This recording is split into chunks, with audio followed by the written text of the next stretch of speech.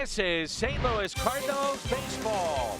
And today from Roger Dean Chevrolet Stadium in Jupiter, Florida, spring training home to the St. Louis Cardinals. The world champions are here. It's the St. Louis Cardinals and the Houston Astros.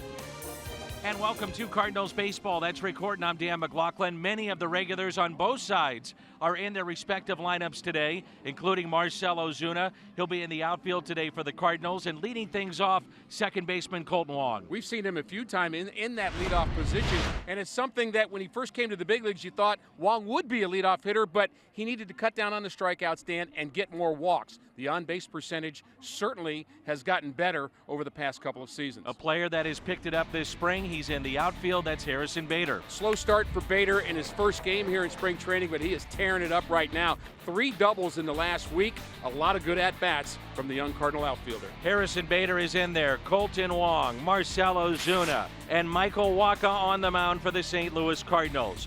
Wacha and the Cardinals against the world champs. Spring training baseball. It comes your way next on Fox Sports Midwest.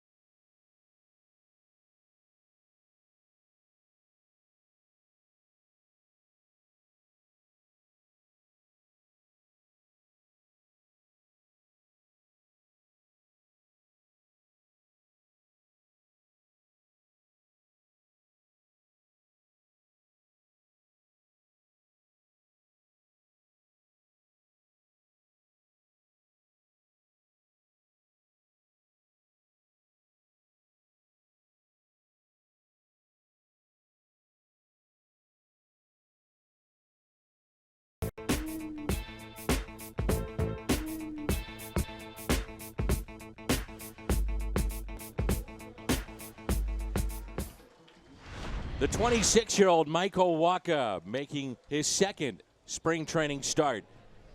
As the Astros are in town, we're at Roger Dean Chevrolet Stadium. His first outing was Monday on the other side of the state against Minnesota.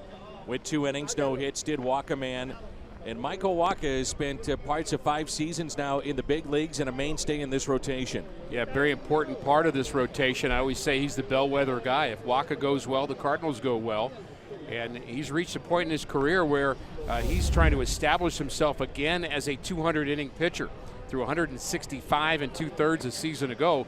But remember, Michael Wacha was an all-star, Dan, in 2015. And if he can get close to or reach that kind of potential that he has, that would be a big plus to this rotation. We talked to Michael about being a veteran of this staff coming into this year. It is kind of weird to hear. You know, I try not to think about it too much, just because I'm still here trying to learn as much as I can every day, and trying to pick up as much stuff to, you know, take it to the next level, keep learning and keep building myself to become a better pitcher. Well, twice he has made 30 starts. One of those was last year, the other 2015. And again, in many ways, as he goes, the Cardinals can go. Yeah, interesting thought to think about him as a veteran, too. I know that feeling of, you know, you get to the big leagues and you're asking questions all the time. And all of a sudden people start coming to you and ask you questions. It's a very different kind of role, and it happens so quickly. Yeah, there's a lot of games every year, but the seasons really do pass quickly, and he is in that veteran status right now.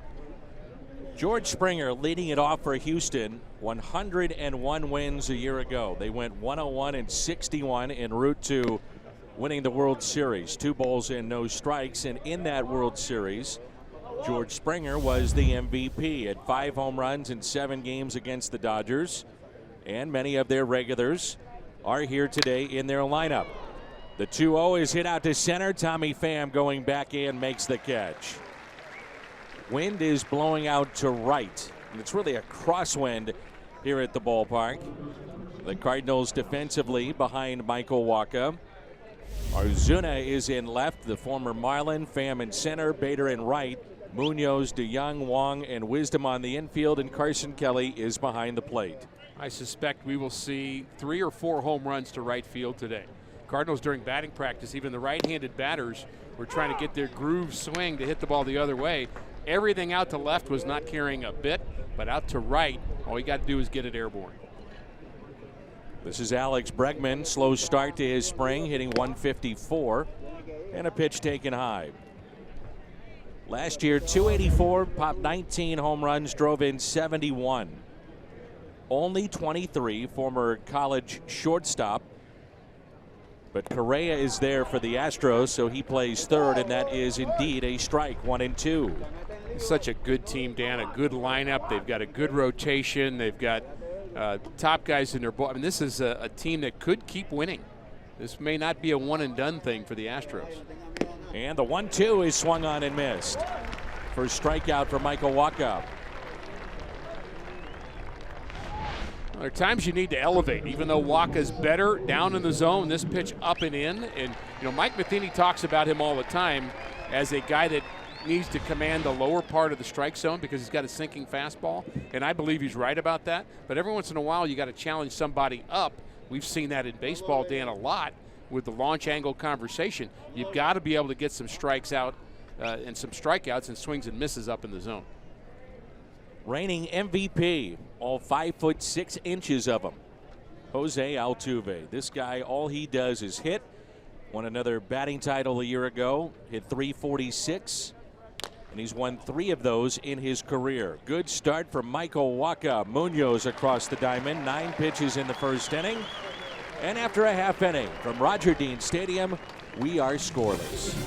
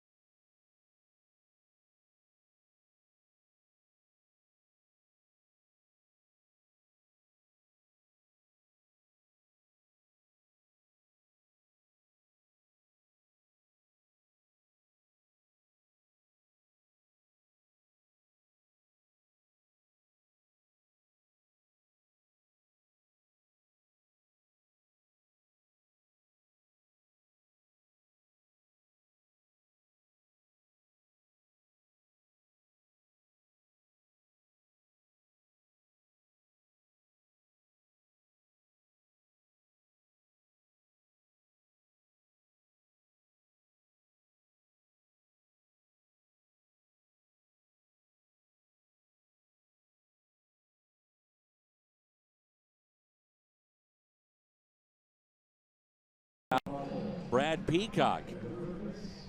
The right-hander had a breakout season a year ago. He was the Astros co-pitcher of the year. As a starter, 10-2. Reliever, 3-0. ERA under 2.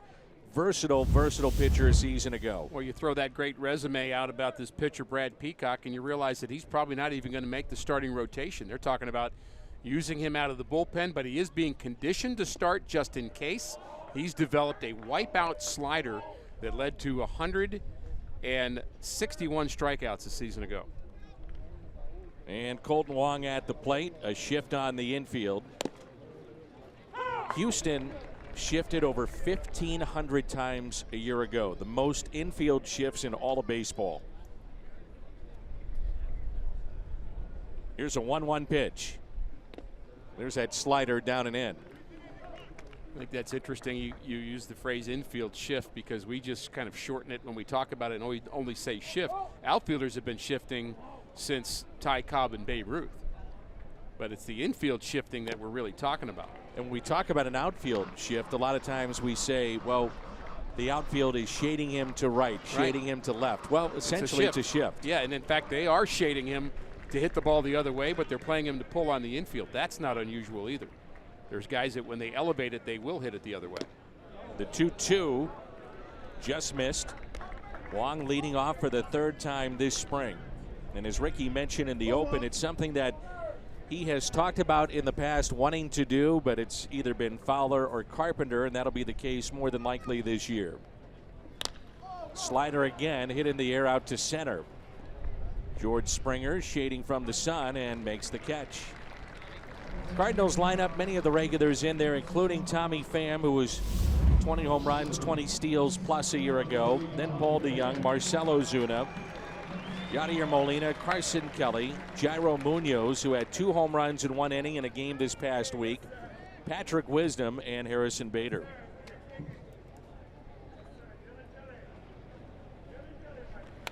Cardinals have been very careful with the workload of Tommy Pham here, especially early on in spring. He was very frustrated in the batting cage today because he is such a perfectionist when it comes to his swing. Big numbers a season ago. Breakout season for him, obviously 2020 guy, but he's just not quite squaring it up. And again, maybe that's coming from not playing a lot. And I know he's kind of chomping at the bit to get season ready, but there's still 3 weeks to go for that, so there'll be time. Here's the 0-2 pitch. Slider, and he struck him out. Boy, that is a wipeout slider, as you talked about. Nasty stuff there from Brad Peacock. It was a curveball early in his career, and he shortened it up, and that downward tilt. You can throw that ball to that spot with that kind of sharp break. Very few hits are going to be given up in that situation. He also does not walk many batters. Talk about a guy who's valuable to a staff. Hard to believe, really, Dan, that they're not talking about him as a starter, but that's where they are. That's how deep they are. And a strike to Paul DeJong. Made the trade for Garrett Cole, so they bolster their rotation. At the end of last season, it was Justin Verlander, so tough to crack that starting 5. Paul DeJong was second in the National League in the ballot for Rookie of the Year. Cody Bellinger of the Dodgers won that award. Aaron Judge in the American League. 0-2 the count on DeJong.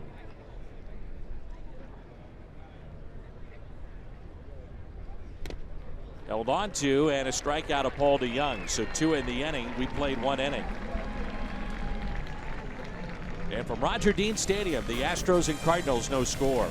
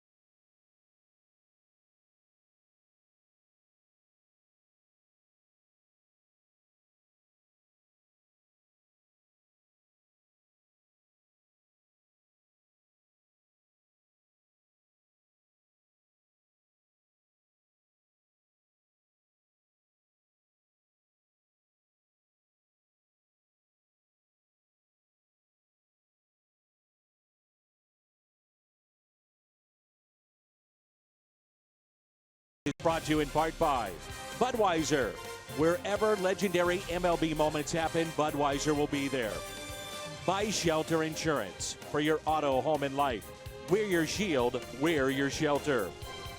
And by Steak and Shake. Mix and match any 2 items for just $3. Better burgers, better prices, Steak and Shake. Little barbecue here at the ballpark as Carlos Correa digs in. No score here in the top of the second. It's breezy and cool. We have mentioned the other day how hot it has been this part of Florida, and there's a base hit into center. Really warm, close to 90 degrees for a number of the days down here, and it's breezy and actually a little bit cool here this afternoon. Very comfortable, though. And a nice crowd on hand. They're here to watch, of course, the beloved Cardinals, but also the World Series champions. And as you mentioned, Dan, I've mentioned a couple of times, I love it, the fact that there's so many of the regulars in the lineup today. This will be a good test for both of our starting pitchers today. Josh Reddick, prior to last season, picked up as a free agent, and he drove in 82.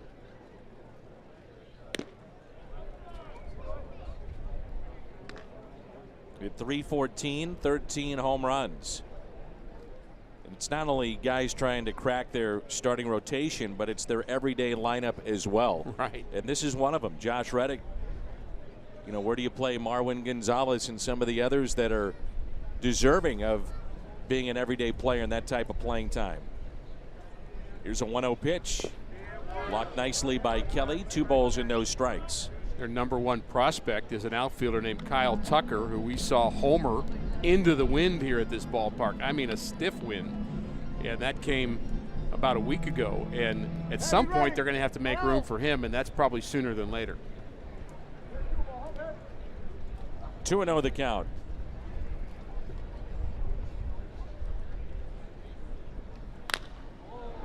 Popped up to the right side near the Cardinal bullpen. And it is no catch and a foul ball. Not a lot of foul territory down that right or left field line near the bullpens. So you described that as a pop-up, and it went 325 feet. Yeah. And he did not square that up at all, really did not hit it that well, but that's how far that ball carried into that corner, and a little uncomfortable in the corner was Harrison Bader. We're more used to seeing him in center and left. I think he can play anywhere. Just kind of ran out of room down there. 2-1 pitch by Waka. Ground ball, base hit, right side. Correa will stop at second base. And the first 2 have reached here in the top of the second.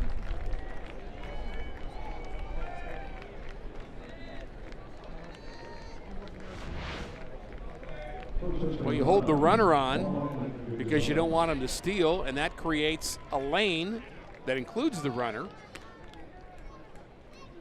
for the batter to be able to hit the ball in the right field. Correa had to do a little hop to make sure that ball didn't hit him. Here's Marwin Gonzalez. Game 2 of the World Series. He had the home run off of Kenley Jansen. And the Dodgers had been 98-0 when entering the 9th until that home run. And then eventually the Astros won the game in extra innings. That was a fun World Series. Game 5 was terrific. Game 7 was fun. Back and forth. Drama. I don't remember a World Series that I enjoyed as much as this past one in, say, the last 10 years. 2011 was pretty good. Well, Ozuna makes the catch. I'm talking about with teams I did not have a vested interest in. I mean, because that is part of it, Dan. It's a long season, and then you realize that, you know, when you're done, and even from a player's point of view, do you keep watching or not? Certainly people were watching in 2011. The Cardinals won 88 games that year in the World Series champions. We haven't seen a lot of repetition, but I do think the Astros are at least primed to have a shot at being World Series champions back-to-back. The Cardinals and the Cubs, by the way, the only 2 teams on that list to make the playoffs the following year. So parity in the game of baseball is Evan Gattis hits it off of Waka, and he'll reach and the bases will be loaded.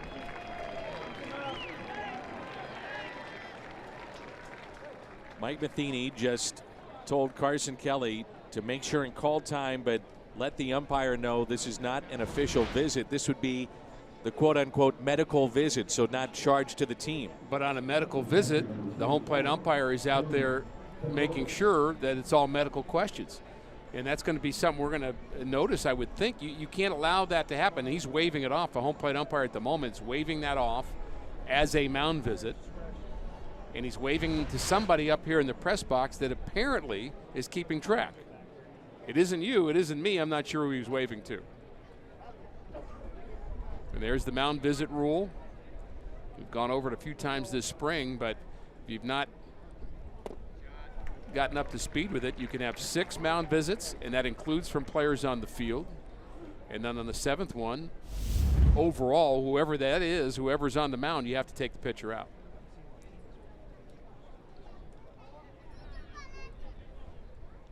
So bases loaded for the Astros.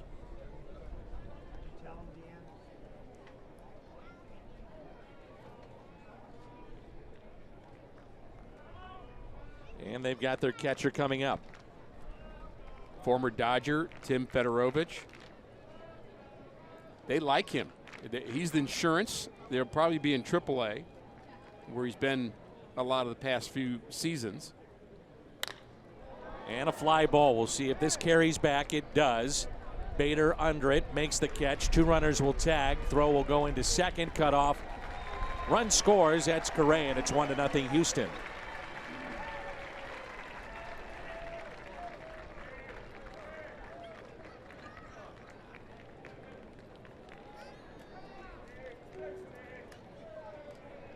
So 1-0 on the RBI for the Houston catcher. And it brings in Jake Marisnick. You may remember he debuted with the Marlins. We saw him a bunch in spring training against the Cardinals. That was in 2013. Traded to the Astros in 2014. And a pitch taken low. One of the reasons that you think Houston could repeat, of the 24 players who appeared in the World Series, 18 of the 24 come back. The departed players combined for 6 at-bats and 2 1/3 innings pitched in that postseason run.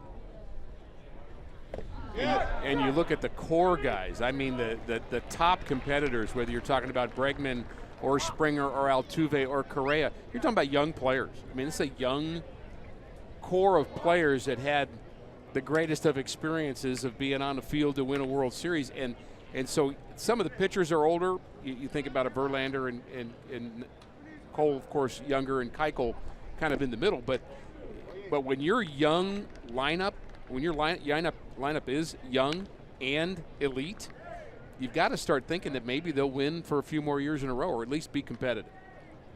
Jeff Luhnow, when he took the job, told Jim Crane, the owner, who by the way is in the Missouri Sports Hall of Fame, that he would build a team that would win back-to-back titles.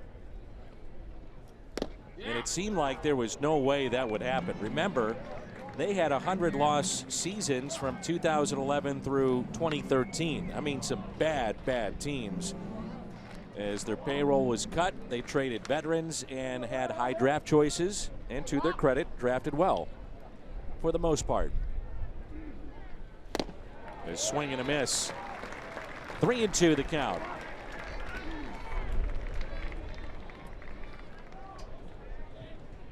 Walker would love his second strikeout of the afternoon and limit the damage here. This is such a good lineup. We saw them a week ago, Dan. They came out swinging that day, and they're swinging here today.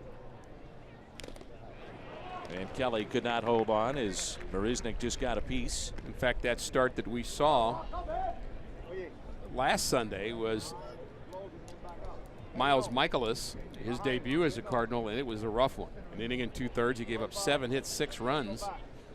And there were fewer of the regular Astros in the lineup, but every one of them, they just put the ball in play. They hit the ball hard, put the ball in play. 3-2 pitch again. Popped up. Chasing after it. Patrick Wisdom called off by Colton Wong, and the catch is made. Marcell Ozuna due up first when we come back.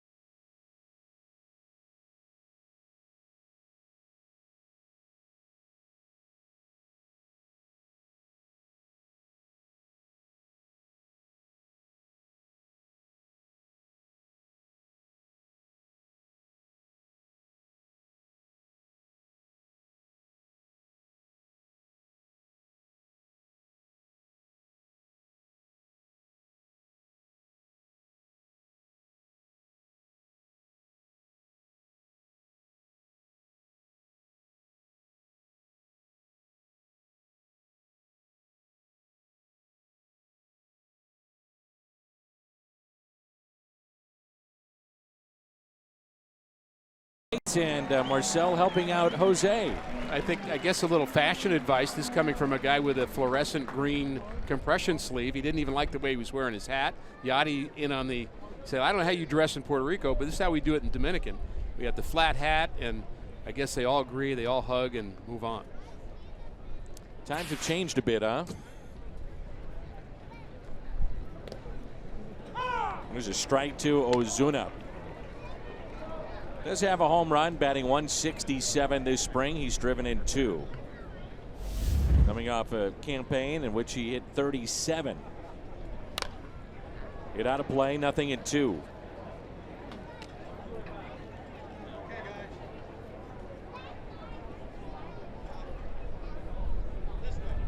Cardinals talk about how Ozuna holds the bat in tight, almost inviting a pitcher to throw inside, and yet his hands are so quick he can make the adjustment. Silver Slugger and Gold Glove winners 2017, Arenado, Goldschmidt, Hosmer, and Marcell Ozuna. Check swing, and he strikes out. So what a start here by Brad Peacock. He has struck out 3 of the 4 that he's seen. Look at the defense as we look at Altuve, Marisnick, Springer, and Reddick in the outfield. Bregman, Correa, Altuve, Gonzalez on the infield, and the battery as well. So the strikeout of Ozuna, and now Yadier Molina. Breaks his bat, slowly hit towards second. Out number 2. I've seen enough that this guy should be in the rotation. That's just me. Whose? Let's go get him. That's where I was going with that.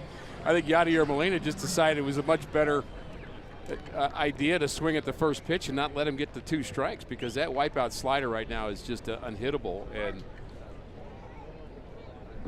love to be a young pitcher like him. 13-2, ERA of 3.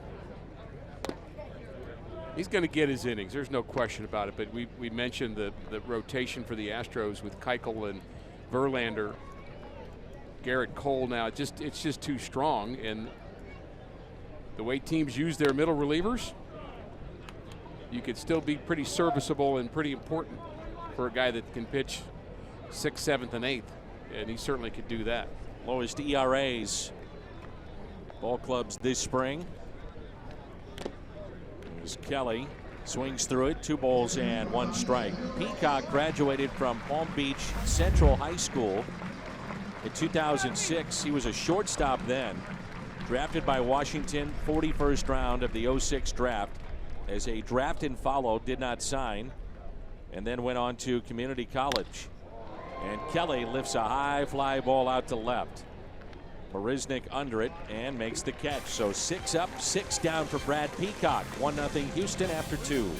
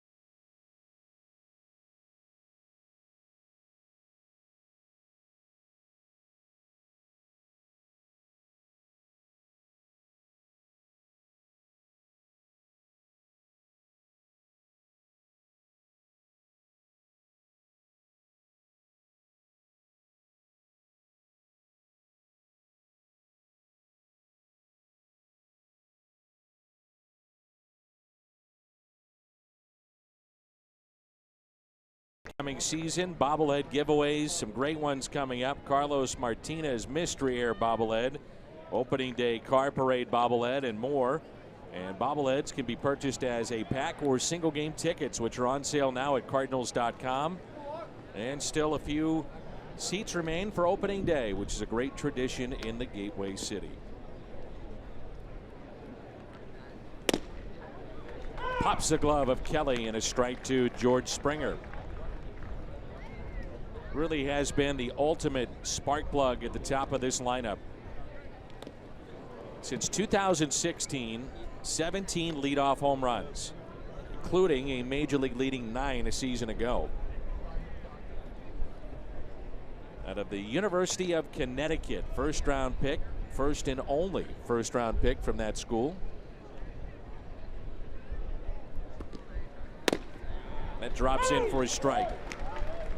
I think anytime we see Michael Wacha, you always notice the velocity, mid-90s, great changeup, and the curveball. Curveball's getting better. It got better last year.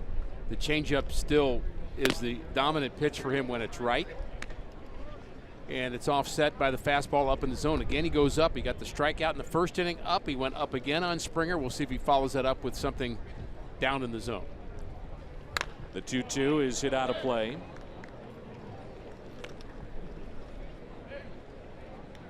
The two-time All-State selection at Pleasant Grove High School in Texas. Went on to Texas A&M. He was 27-7 as an Aggie. Rapid rise to the minor leagues. And a ground ball taken by DeYoung for the out.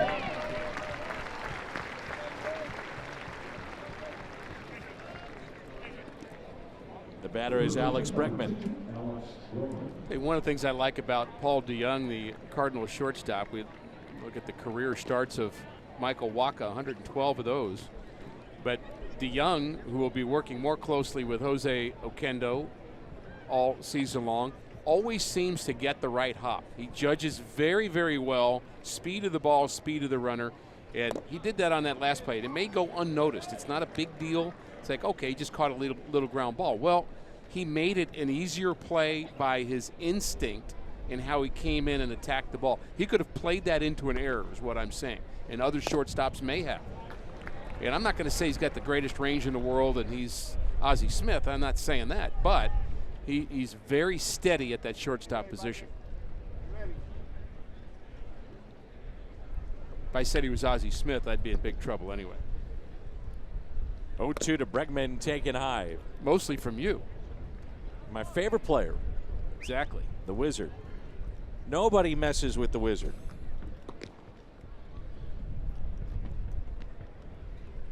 Here's a 1-2. He was on these fields. I saw him do a defensive clinic and haven't seen it since, and probably will never see anything like it again in my life. But he was throwing from deep shortstop, and that is a foul ball. Without looking. As Ricky Horton was hitting him ground balls, he was flipping behind his back the throws both to second and to Brian Jordan at first on a fly without looking. And it was the most amazing thing I'd ever seen in terms of baseball and a guy at short and what he was doing. As he said, he was a basketball player growing up, and he thought that was his time to shine and do it with a little flair. I can attest to the fact that Ozzie, day after day on the AstroTurf at Busch Stadium, would practice the crazy tough plays. And I think that made him feel, I mean, obviously he was already athletic, but it made him feel more capable of catching any possible ground ball, any situation he could find, because he'd worked on it. Now let's go back to DeYoung, and I think you bring up a very good point. If he stays back on the ground ball for the first out, that may eat him up, and he comes in and gets the good hop. And Springer runs well enough, so the first reaction is he comes in and he catches it before that short hop hits him. If he is a tad slower on that jump, or if he lays back, the speedy Springer is going to make that a closer play at first base, and that is all instinct. You have, of course, you have experience goes into that, but I think DeYoung does a lot of the little things right that go unnoticed. And again, there's nobody that notices little things better than Jose Oquendo. from a teaching point of view, and one of the reasons I'm thrilled to have him back. It's a pretty amazing graphic. He'll be the 10th opening day shortstop in the last 11 years for the Cardinals. Here's the 0-1 pitch to Altuve, a little bit low. And one of those shortstops included in that list is Khalil Green, who the Cardinals got in a trade from a reliever we're hoping to talk to here this afternoon. That would be Luke Gregerson back with the Cardinals. A ball and 2 strikes on Altuve. Grounded out to third his first time up. Waka's feeling the fastball today, isn't he? A lot of fastballs. He's also pitching up more than usual. Yeah, to mention that Mike Matheny normally likes him down in the zone, but I think he's trying for that fastball up, change up down. And there it was. To me, it's a better compliment. If it's fastball down, change up down, the hitter's thinking down. Then you just have to guess speed. If you have to think both up and down and velocity, you're asking a hitter to think of 2 things at one time, and not all of them can do that. The 2-2 pitch. Altuve hits a high fly ball into right. Bader back at the wall, spins around, and it's gone. Carried all the way out of here. Routine fly ball, and Altuve gets the home run. Well, if you're Michael Wacha, not much you can do about that. No. Well, I predicted before we started today, Dan, that there would be 3 fly ball home runs to right field. And we're 1/3 of the way there. This ball is not terribly struck, but Altuve doesn't think it's out. It's a fly ball to right. Back goes Bader, and about 360 to right field on a ball that on most days would be an F9. He had 24 home runs a year ago. Here's Carlos Correa. So 2-0 Houston.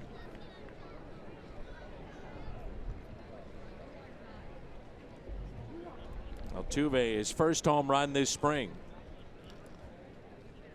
Correa singled to center field back in the 2nd inning. 1 ball and 1 strike.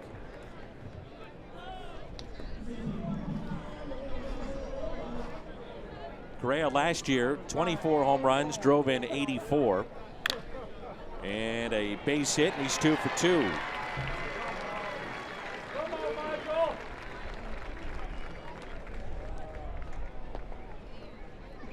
I know it may sound, Dan, a little Pollyanna to talk about a pitcher's outing when you give up a couple of runs and 5 hits in 3 innings, which is where Michael Wacha is right here, to make a comment that I think it's been a good day for him, but I really do. I think his stuff has been good, and you know that there's been some base hits that have found holes. The fly ball home run there by Altuve, inning should have been over. Could have been 1 run in 3 innings against the world champions.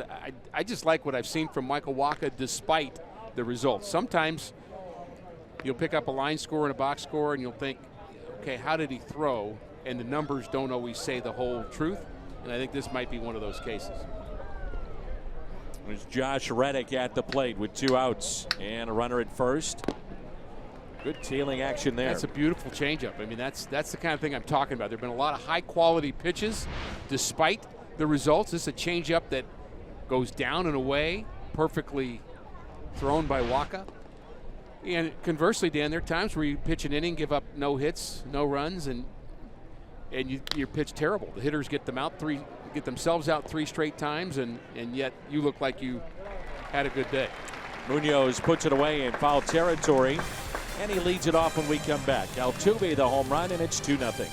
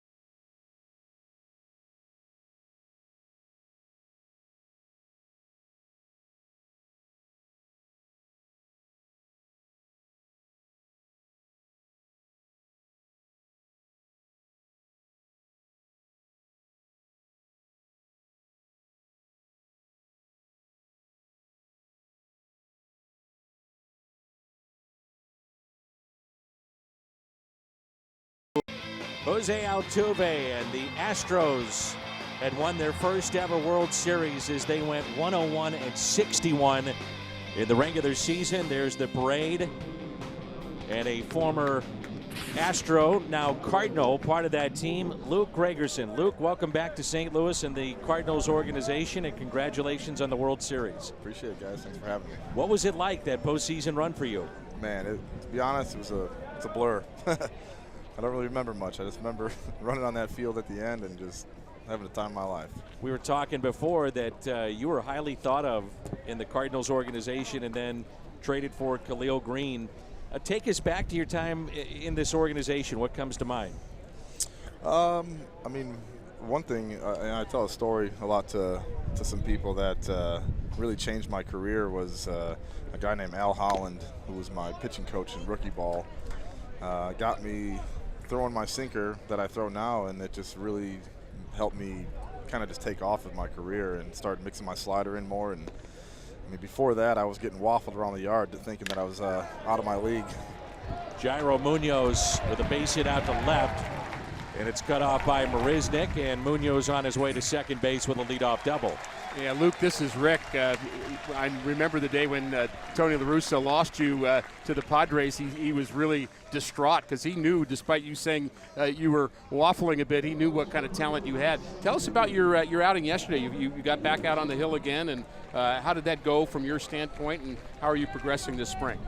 Everything's going really well. You know, I try to focus a lot on just movement than anything right now. If make sure my ball's moving, in my eyes, the way it's supposed to be, and then I kind of work from there and start working on, consistency and location. But so far, everything seems to be moving, the way I wanted to. Kind of lost touch with it a little bit last year, and I think that's kind of what led to some of the struggles. But everything seems to be kind of back on track, and I feel great. You enjoy closing? Is that something that you would like to do this season if the opportunity arises? Hey man, I enjoy competing, and wherever that fits me into this team, I'm happy to do it. Luke, as you come back to the Cardinals, and of course we're thrilled to have you, are there any players that you have a little bit of a reunion with here, guys that maybe you played with in the minor leagues that are still around?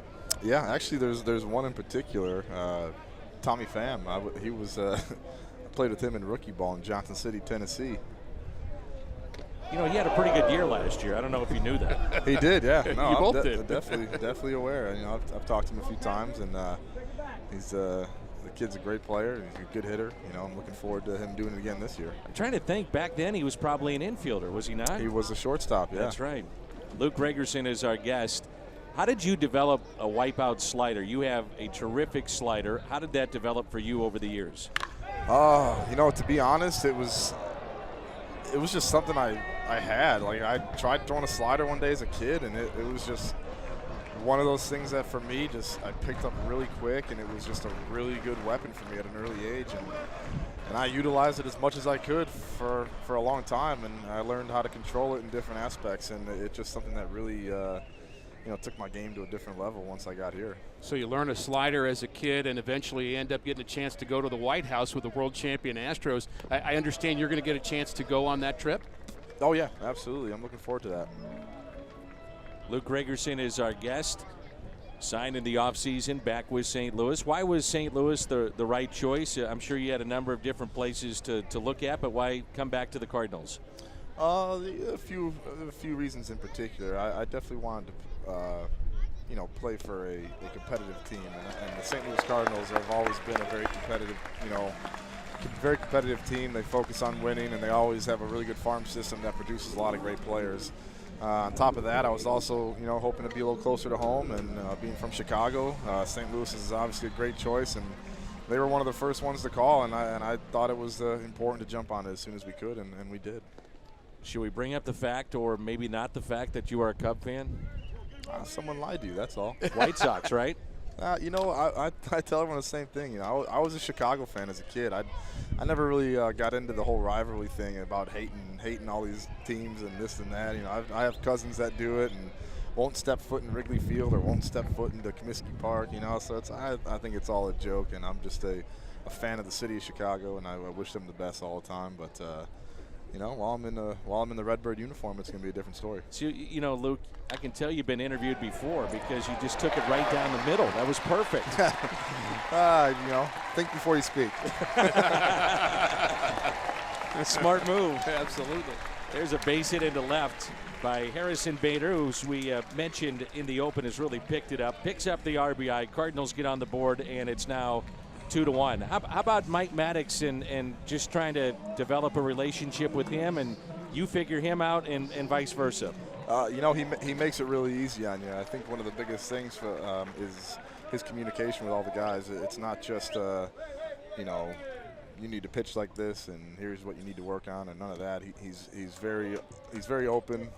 He's funny. You know, he keeps the guys loose. You know, we sit there, we talk business, and we joke at the same time. So I mean, he makes it really easy to get along with him, and it makes it easy just on the players to go out there and take care of their business. So, being a veteran, are you a prankster at all down in that bullpen, or are you easy on the guys? I'm all about opportunities. You know, I like to just sit back and pay attention, and if the time arises, I like to have a little fun as well. One of those sneaky guys, Dan. I like it. I like it. Well, welcome back to St. Louis. Great to have you with us, and we appreciate your time today in doing this. Thank All right, you. fellas, appreciate it. You got it. Luke Gregerson. Thanks, Luke. Fun to visit with him. Yeah, you got to be out. You got to be watching those guys in the bullpen. I'm sure you were sneaky, just like Luke Gregerson. And if somebody would ask me, was I sneaky? I would say maybe. Just look for my opportunities. Just wait, like he said. I mean, I learned that from Bob Forsch.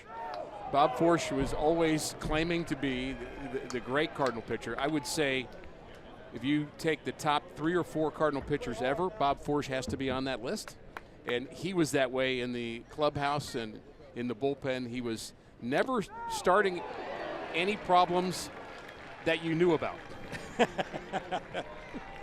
There's a strikeout of Colton. But if you trace it back, he was involved. And he gave you some great advice about opening day, too, and just what it means to be a guy that is young and being introduced on opening day. Love the game, love the sport.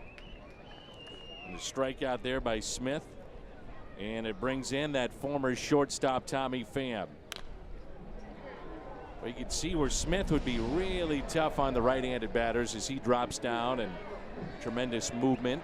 I think he's a good addition to the bullpen. He gives them a different look. They got a lot of hard-throwing guys and a lot of kind of over-the-top curveball slider guys. We've seen Peacock. You think about McCullers and other guys who are just kind of letting it go. But this, you know, Smith always gives a different look from that arm angle. Well, during the winter warm-up, John Mozeliak said Luke Gregerson is the closer right now, and no changes essentially to the roster in that regard. And Mike Matheny has not been one to say, well, he's definitely the guy. I'm sure, though, he's going to get his chances. Little squibber that's hit to first, and Pham breaks his bat. That's out number 2. You know, it could be mix and match, could be Gregerson. And I think we'll know more as spring training goes along and see how the Cardinals want to play in the final 7 to 10 days. A couple of years ago, I was at a sponsor event here at the ballpark, actually, in spring training. John Mozeliak was speaking about the Cardinals at that time. And the question came up about the lineup in the bullpen and the roster, breaking spring training. And he said, you know, what I really care about is my roster. He said, no offense, but I care about my roster on July 1st. I want to know who we are by then.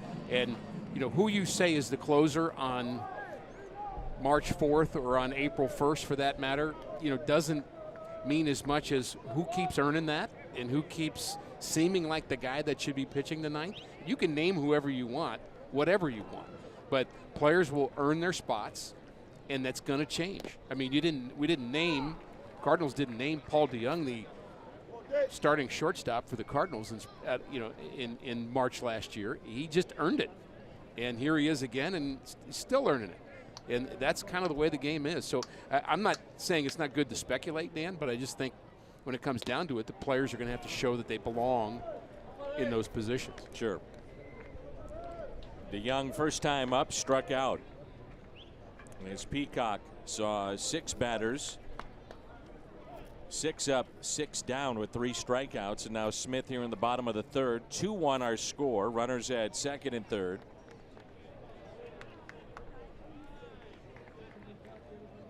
And a base hit could put the Cardinals on top. 2 strikes on DeYoung.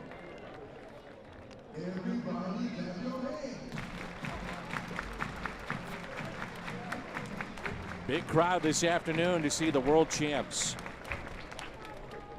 Spring training here at Roger Dean Stadium in Jupiter, Florida. That's fouled back. Not only is this a big crowd, but it's a smart crowd. I noticed when you popped out of the dugout standing O earlier today, there was a standing ovation just on the outfield side of the first base dugout where the Cardinals are. There was a group of fans down there, and there had to be 50 of them that gave you a standing ovation. I thought that was really sweet. It was amazing how you put them up to that. Thank you. Out to shallow right field. Being a little sneaky. There you go. It felt like I was in a bullpen. You put them all up to it. 2-1 our score after 3.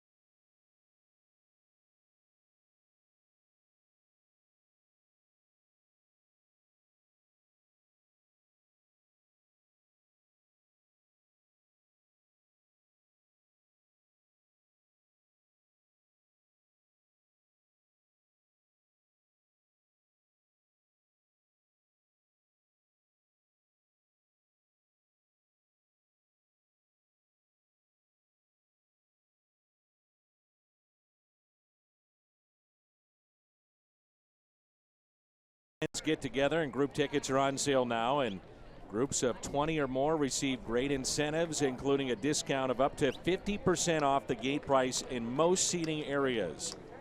For more details, visit cardinals.com/groups or call 314-345-9000. We put our buddy Justin Meyer to work with those group tickets. Dakota Hudson is the new pitcher for St. Louis.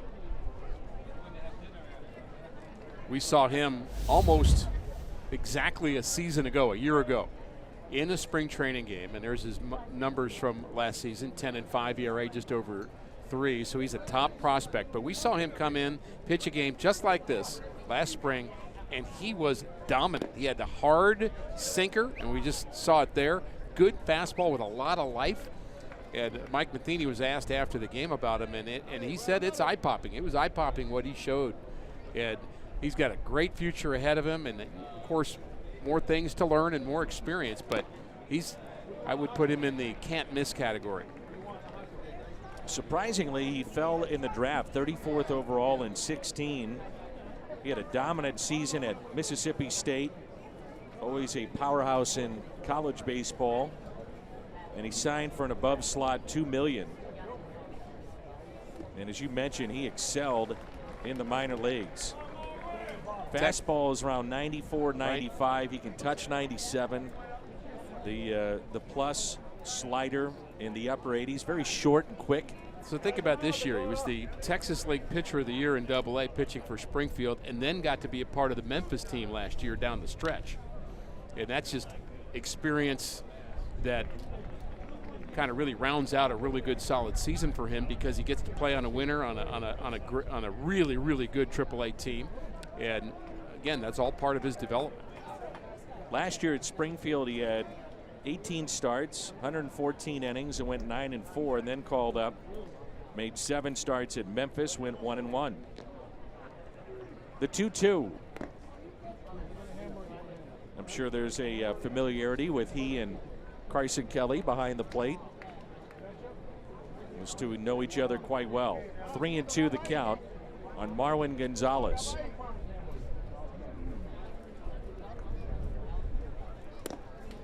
Inside, and that's ball 4.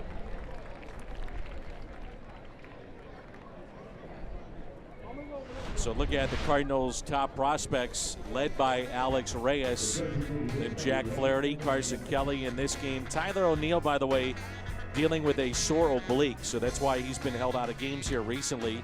Harrison Bader playing, then Hudson, Hicks, who was already sent back to Step Camp, Helsley, Kisner, and Schrock. A lot of arms, a lot of good arms on that list, including Alex Reyes, who threw a live BP again today. And I'm anxious to see him pitch. I know patience is the kind of the key for him as he's still recovering. You don't really want, there's no sense in rushing anything with Alex Reyes, but I know he's such a weapon. Mike Matheny'd love to have him back out there sooner than later, but you just have to be patient. This game will make you patient, won't it? Absolutely.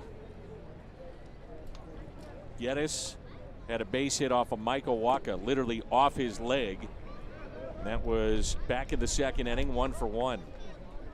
Big burly guy, was out of baseball for a while.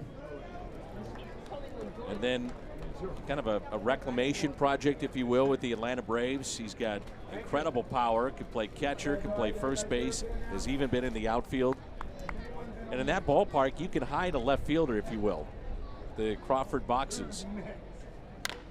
Talked to an executive about Gaddis when he was still with the Braves, and one of the things they said about him when they started moving him into the outfield, it wasn't that he became a very good outfielder, but he discovered an athleticism by being an outfielder that actually helped him at the plate.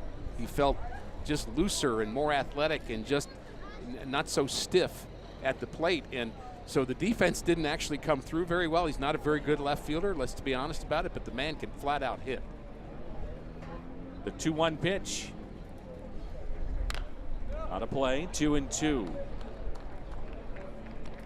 If I have a softball team, yeah, I might think about Evan Gattis as the number I'd say 1, maybe top 5 pick. Kind of looks like a bouncer too, doesn't he? Yeah, you don't want to mess with him. I wouldn't. With you with your brute strength, you never know. Probably not.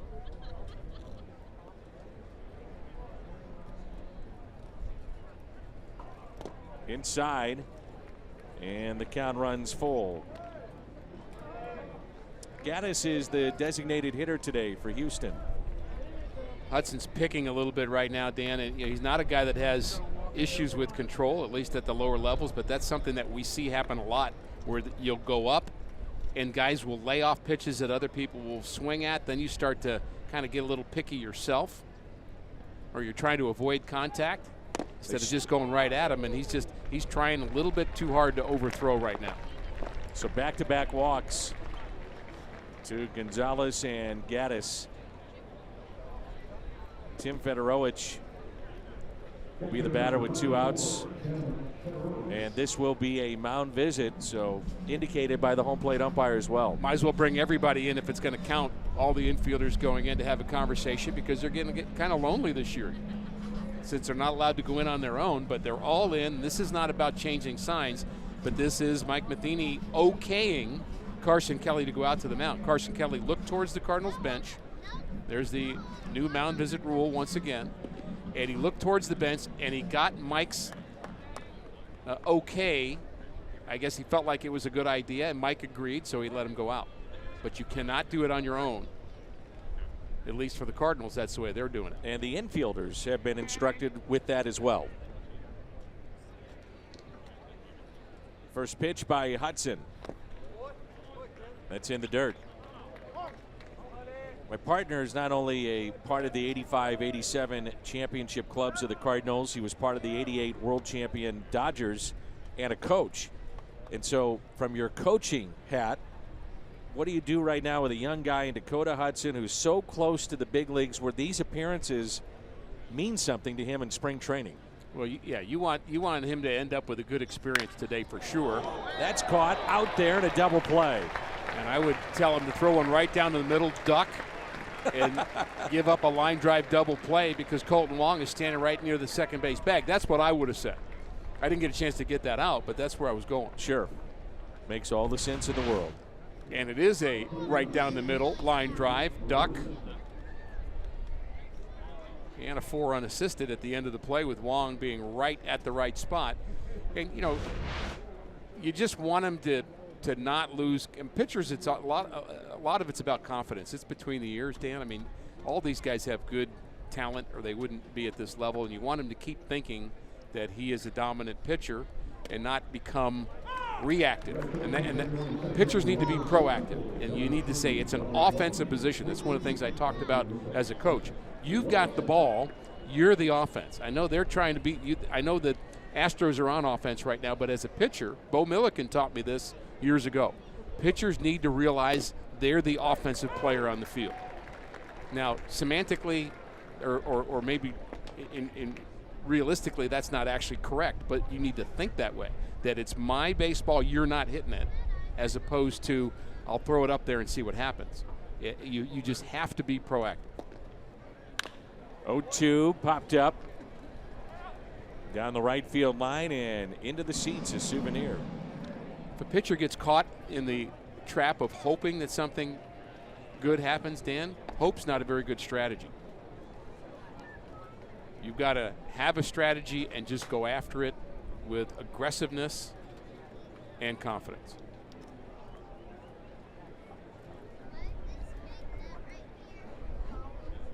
The 0-2. Ground ball and a base hit. So pair of walks, the line out double play, now base hit by Jake Marisnick.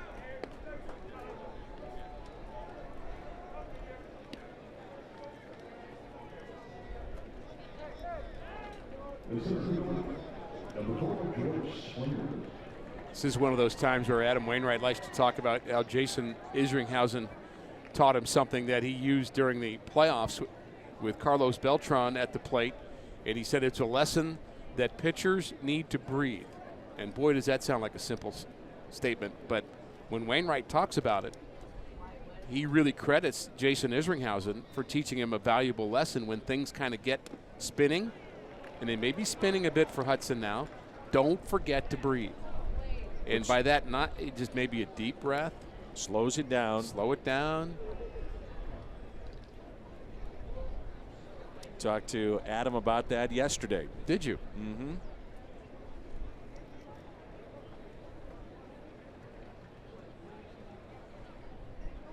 On one pitch. Izzy told me he will not wear his 2006 World Series ring. Really? And even though he was a big part of the season, he said, I don't feel like I earned it. I said, but you were such a big part of it to get the team in that position. And so I talked to Adam Wainwright about that. And I said, well, you're the guy. Get him to wear it. You know, that closed it out that he didn't. And he said, boy, without Jason and what he taught me against Carlos Beltran and trying to slow it down, breathe, and being able to close games out, I don't think I would have done it. As Wong drifts over into foul territory and can't make the catch.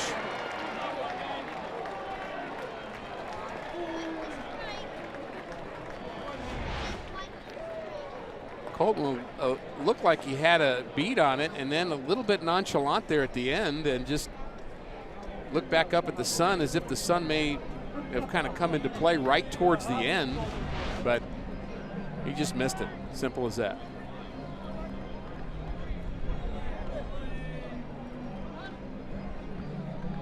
Wind is going that way towards the bleachers and seats in right.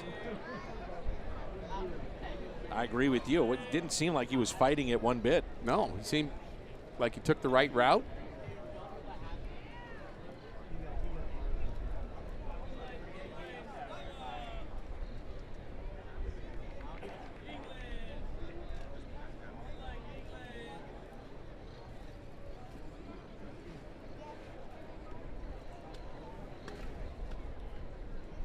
Here's the 0-2 pitch. speaking of that strikeout of Beltran, Adam said he and Carlos have talked about it one time. Carlos was signed by the Cardinals. Adam knew that they would be asked about that strikeout. He called Carlos Beltran. He said, look, we need to get this out of the way. You know, it obviously was a great moment for me and tough for you. And he said, Poppy, we're going to talk about it right now. Great moment for you. Now paraphrasing. Yeah. Bad moment for me. Yeah. We talked about it. Okay, we're done. That was it. You know, I had talked with Terry Pendleton about being on the same coaching staff with Roger McDowell, and Cardinal fans know the home run that September 11th, 1987. 1987 that Terry hit off McDowell at Chase Stadium in New York, and such a great Cardinal moment. Those two were coaches together for a number of years and never talked about it. Terry just said, I'm not bringing it up. I like to talk about it. Well, we can talk about it all we want because we didn't have a vested interest in it other than being fans. Terry is not coaching, I understand. Is that correct? Right. He's not. Be the first time in probably a decade and a half he I believe hasn't he's been in a uniform. Special assistant. Okay. Still with the Braves. 2-2 pitch inside. You think about that drop pop-up by Colton Wong, the added frustration when you think about what that does for Dakota Hudson, who is just about ready to get George Springer out and be done with an inning where he struggled. Now he has to throw more pitches, back to a 3-2 count. I mean, that's a killer for a young pitcher. It's just bad timing.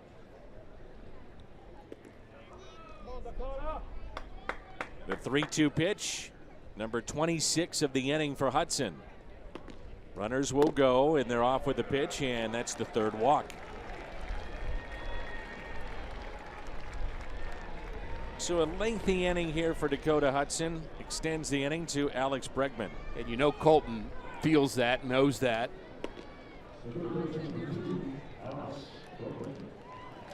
When I think of Izzy and with Houston here in town, I think about the Cardinals closing out the Astros in 05. Roy Oswalt closing out the Cardinals essentially. He was unbelievable in Game 6, the final ball game ever at Busch Stadium too. But the point being, boy, there were some great games, those two teams. Munoz tags the bag for the force play. I'm not sure he was out. No replay in spring training. Astros strand, the base is loaded. He was.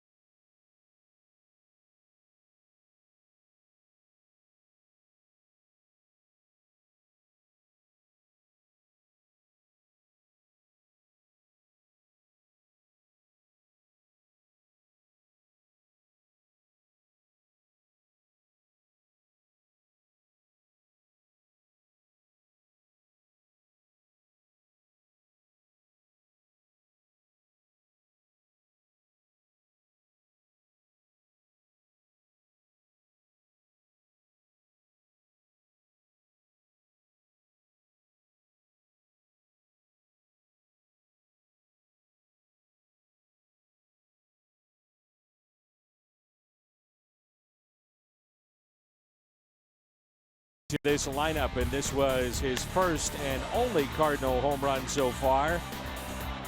He made the most of it, a no-doubter. That was Thursday here in Jupiter. Love the way he leaned into that swing. He's got the weight back and then just everything going forward. Quick hands to catch up with a 90-mile-an-hour fastball, and he just smoked that ball over the left field wall. It'll be fun to watch him hit all year. Just like that. Out to deep left. And a ground rule double as the ball just jumps off the bat of Ozuna. Tony Sipp, first pitch, ripped into left for a ground rule double. Fastball up in the zone, and he tomahawks it. And there's that style of Ozuna, which we'll all come to know as the season progresses, and such an important part of this team. You know, it's not just his production, Dan. I just think there's a scare factor with Ozuna that I think is going to make everybody else better in the middle of the lineup. You're not going to be searching for who's your cleanup hitter. You know who he is.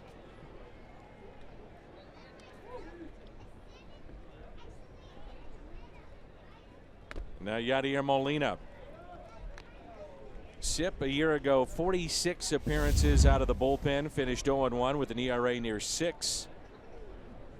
Did not appear in their postseason, but still on their 40-man roster. He signed a 3-year, $18 million contract back in 2015. And I'm sure he's going to wear the ring that he gets, and I still think Jason Isringhausen ought to wear his. That's my opinion. I'm not telling him that when I see him. Tell him put it on. And I'll tell him I've got a number of rings at my house that I didn't deserve that I wear, so. Why are you looking at my wedding ring? Including your wedding ring. Well, that's probably, I guess that's about the eight rings I have, including that one. So you set yourself up. I did. I saw you look right at it, too. Well, poor Ann Horton. Yeah. Here's a 2-1 pitch to Yadier Molina. Way out in front, 2-2. Molina first time up, grounded out to second.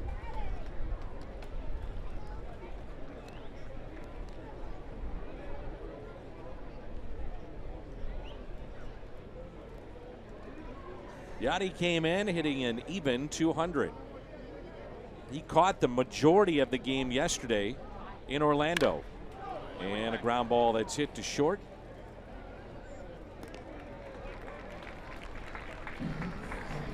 You know, for a guy that's been around, it seems like forever, and Yadier Molina, you don't see him usually by design make those trips across state or to Orlando.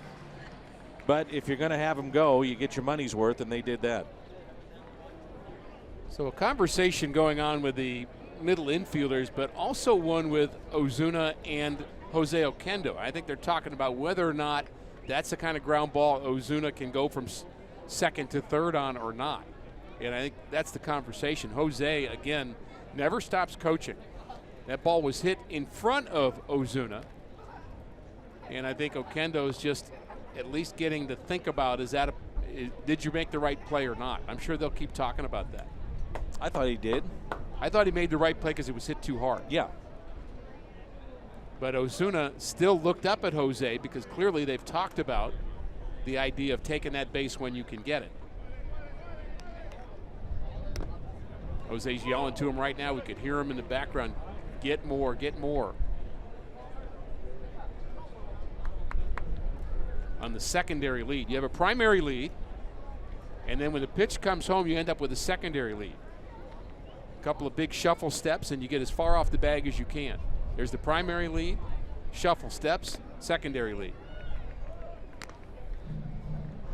And you want to get that secondary lead so you can get a good jump on a ball that's hit into the outfield and score. If you're staying with your primary lead, you'll never score on a hit to the outfield. Primary, secondary.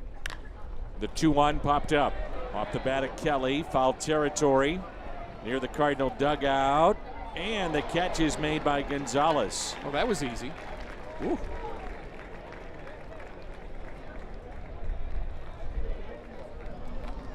So with 2 outs, it brings in Jairo Munoz. Pop-up's an adventure here at Roger Dean Chevrolet Stadium. You had the sense they were both saying, you take it, I don't want it. I think from the catcher's perspective especially. Of course. Jairo Munoz doubled into left field first time up and has scored the only run for the Cardinals, trailing 2-1 here in the home half of the fourth.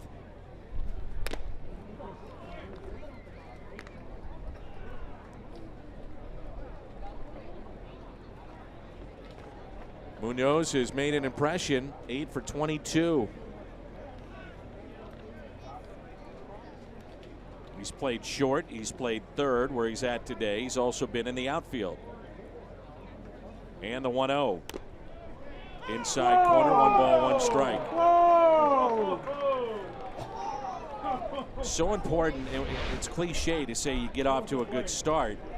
But when you're a young player, when you get off to a good start in spring, you get more opportunities in major league games. And that's what's happened here with Munoz. Just trying to create an impression. Made a little bit of a negative impression on our home plate umpire. I think that was a pitch that the umpire missed, and Munoz stepped out of the box. The umpire told him to get back in the box, or something to that effect. Remember that speed up rule where you can't leave the box unless it's a foul ball? That rule we ignored from a couple years ago. That gets away. And a rule that is still supposed to be enforced but has not been. Correct. So Munoz, along with some of the other young players, making that impression that we talk about. Adolis, Garcia, Munoz, Luke Voigt, good start. Arozarena, Bader, and Mercado with the 3 stolen bases.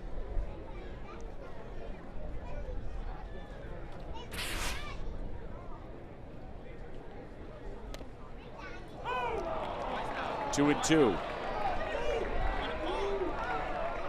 Not happy again. He doesn't step out of the box this time.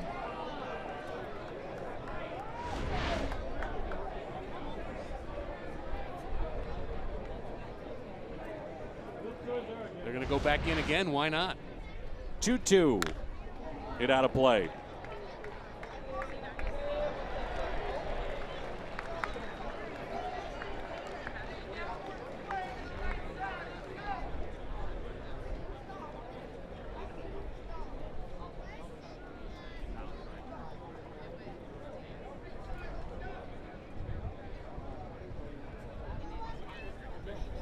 The tying run, Ozuna down at third. 2-2 pitch. Full count. Munoz has a unique style with his hands. His elbows are close together. The bat is flat on his shoulder. And you think, boy, he could be tied up easily. But like most hitters, or really all hitters at this level, it's not kind of where he starts, it's where he gets to. So he starts there, that's comfortable for him. Elbows are a little bit too close, hands high, bat close to his head, but he moves the bat back, ready to hit. But missed that one. Cardinals strand a runner. It's 2-1 Houston.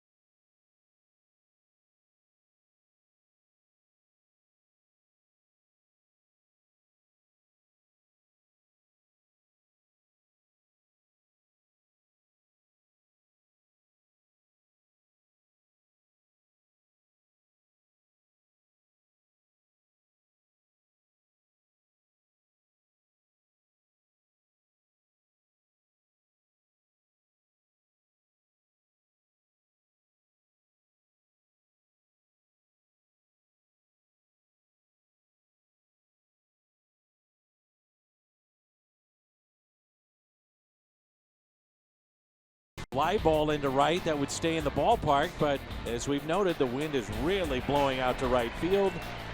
And it turns out to be a home run for the reigning American League MVP. All the players on the Cardinals bench looked up like it was a pop-up, but then Harrison Bader looked up. Ball went over his head. Altuve, I would say, arguably the best player in the game right now. When you think about defense and what he does on the base paths, he's got power, can drive in runs. I mean, he's definitely on the short list. He had 32 steals last year. Now, fans of Mike Trout would say, hold on here. What about Mike Trout? He's not bad. He's pretty good. Both defensively and offensively. That's right. But I think if you're making a short list of the best players in the game, sure, he's on it. The 2-1 pitch to Altuve. 2-2. And when we're talking about the short list, there are a number of players that are really good in this game, and a lot of good young players especially, which I think is fun when you get a guy like Cody Bellinger, who we saw break out with the Dodgers last year, and of course the Cardinals have Tommy Pham, and I mean there's a number of good players, Paul DeYoung, good young players, but when we talk about the elite players, that small list is hard to break into because you've got to be good at everything, and Altuve is. 2-2 hit out to right. That'll stay in the ballpark barely. Altuve clearly knows which way the wind is blowing. Yes, sir. Should be a politician.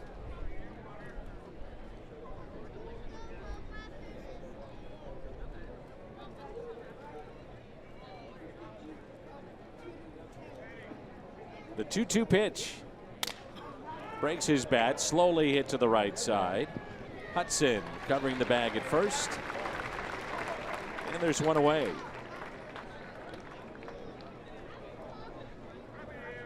Nationals will be here tomorrow. Will come your way at noon. The Cardinals and the Nationals. And you can stream that on Fox Sports Go and take us in on Fox Sports Midwest. The Nationals and Cardinals tomorrow at noon.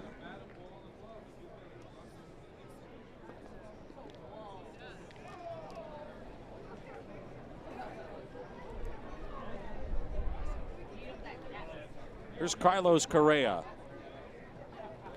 We were talking about Carlos Beltran earlier. He played 1 year with Houston, finally got that World Series ring a year ago, and had a huge impact on the team, but in particular with Carlos Correa. And he got him to try to use the entire field. He was very much a pull-heavy hitter.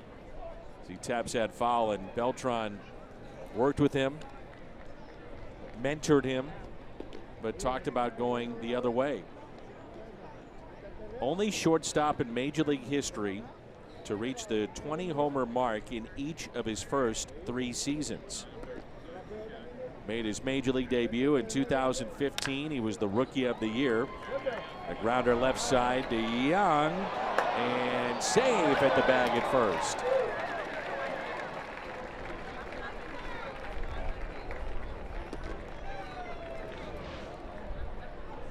Well, DeYoung again doing a good job of getting the right hop. Unfortunately, airmails the throw just a little bit. Wisdom trying to come down as fast as he could, but once he's going up, you just have to rely on gravity after that, and Correa beat him to the bag. How important was Carlos Correa when he was not in the lineup? He missed 6 weeks last year. The team was 2 games under 500. They were 20 and 22. When he was in the lineup, 73 and 36. That is telling. Well, as stacked as they are, that's a little hard to believe anyway. I mean, the Astros, they're a great team with him, but they're a pretty good team without him, you would think. Sure. But obviously that wasn't the case. They missed him. And the 0-1 pitch to Josh Reddick. That's why a team has to be a team, Dan. You have to have, over the course of a year, you've got to find ways for your club to be able to withstand an injury, a blip, whatever might happen to one of your key players. Somebody else has to step up and step in and produce. Here's a 1-1. Hit the other way, past Munoz and into left. Playing him to pull on the infield, and it gets past Munoz. So the error committed by DeYoung, and now Reddick, the base hit, is second today. Shortstop DeYoung up the middle, way off the bag is the third baseman, but not quite far enough. In steps Marwin Gonzalez. You see a hit like that, Dan, and you think, boy, that looked easy, didn't it?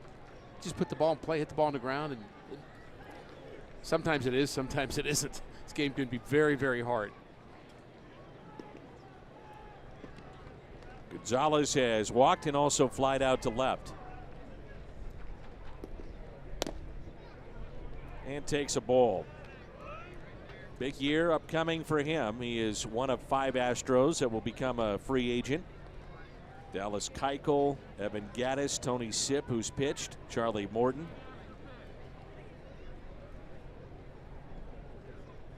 At 23 home runs, drove in 90 last year.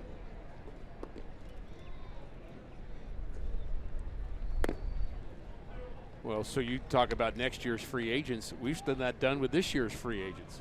Isn't that the truth?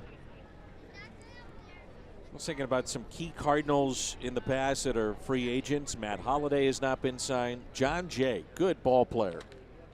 Certainly could help a team. Lance Lynn. Here's a 2-0 pitch. 2-1. It's made me wonder, if you're a free agent to be and a club approaches you this year, do you take a harder look at it and say, you know what, I don't want to be that guy on the outside looking in this time next year.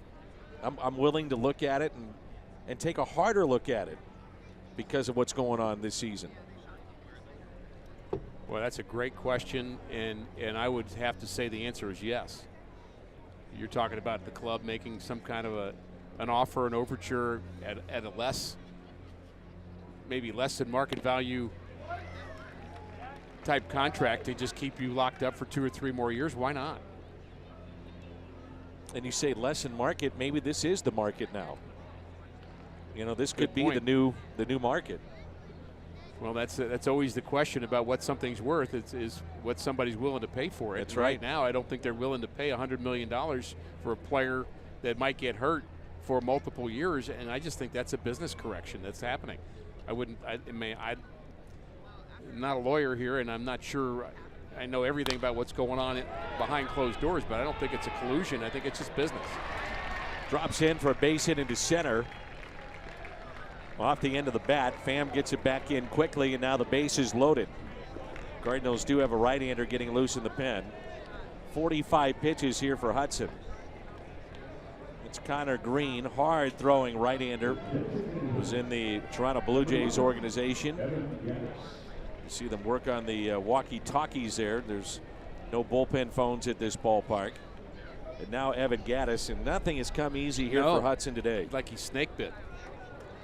Now, he added to that by having 3 walks in that first inning, but it's just, this hasn't been a good series of events for Dakota Hudson. And there's ball 1. And we've had a lot of those. Ball 1. Pitching behind in the count, maybe a little too fine. But isn't that what separates the guys that are close or minor leaguers to being a big leaguer consistently? Yeah.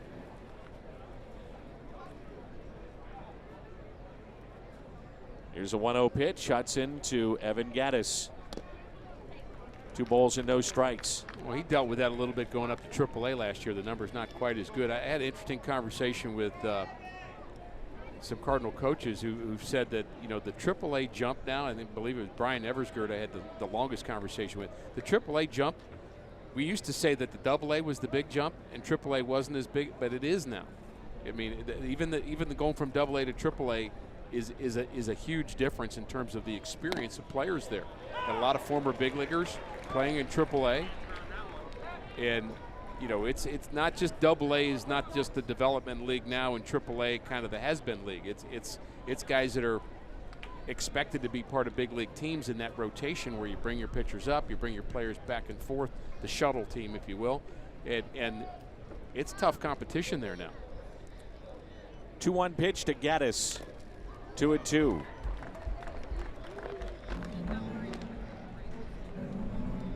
Well, pitch count now at 49.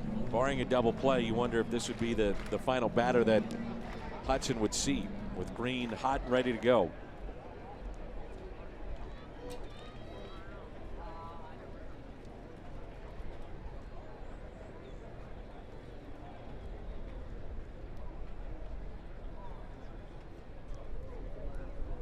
The 2-2 pitch to Evan Gaddis. 3-2. There he is picking again. 2-2, you got to make something happen. 2-2. I would guess that pitch was at 94, but hitters just aren't going to chase that. High percentage of pitches out of the zone, 44% out of the zone, too high. See Kelly give him a little fist pump behind the plate. Here we go, bases loaded, 3-2 pitch. And he struck him out.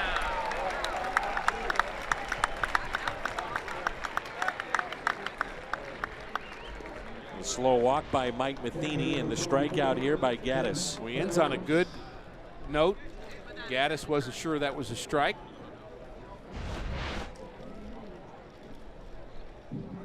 So pitching change, 2-1 our score, the top of 5.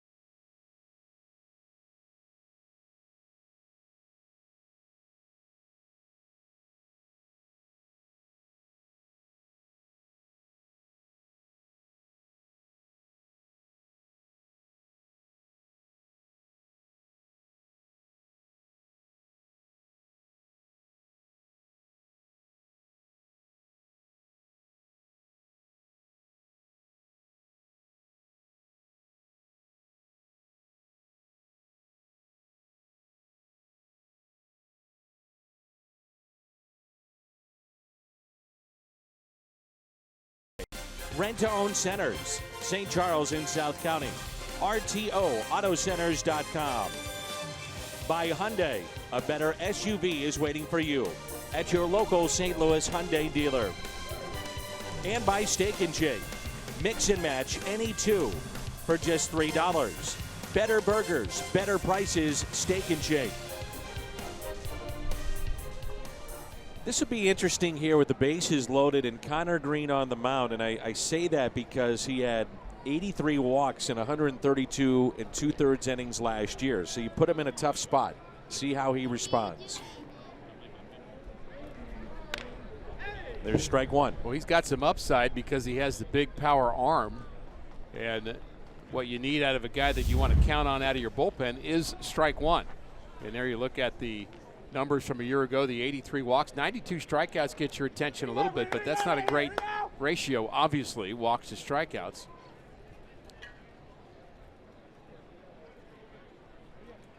And the 0-1. Pound the zone. Don't pick.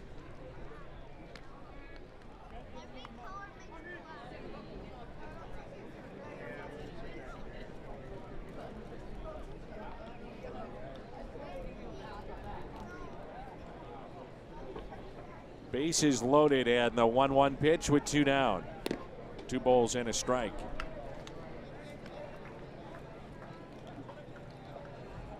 Connor Green is from Santa Monica, California, and he's friends with Charlie Sheen. He's appeared on several episodes of the TV series Anger Management. You remember the day where we had our interaction with Charlie Sheen on the road? Oh, yeah. It was in Houston, by the way. I know. I was working out, and it started because I was working out in the gym with a guy, and I looked at him and I know this guy. It was Todd Zeal.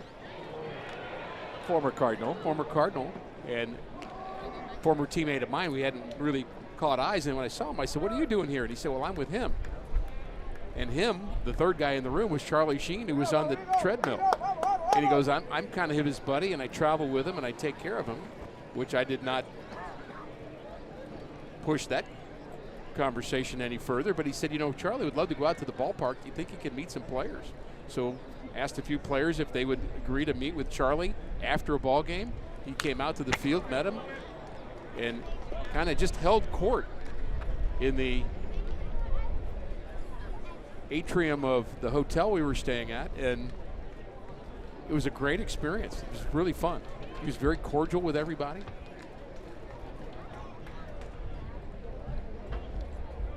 Todd Zeal, his entourage. I would never have guessed it. Swing and a miss. Strikeout for Connor Green. Coming up for the Cardinals, the bottom of 5, it'll be Colton Wong. Houston on top here in Jupiter.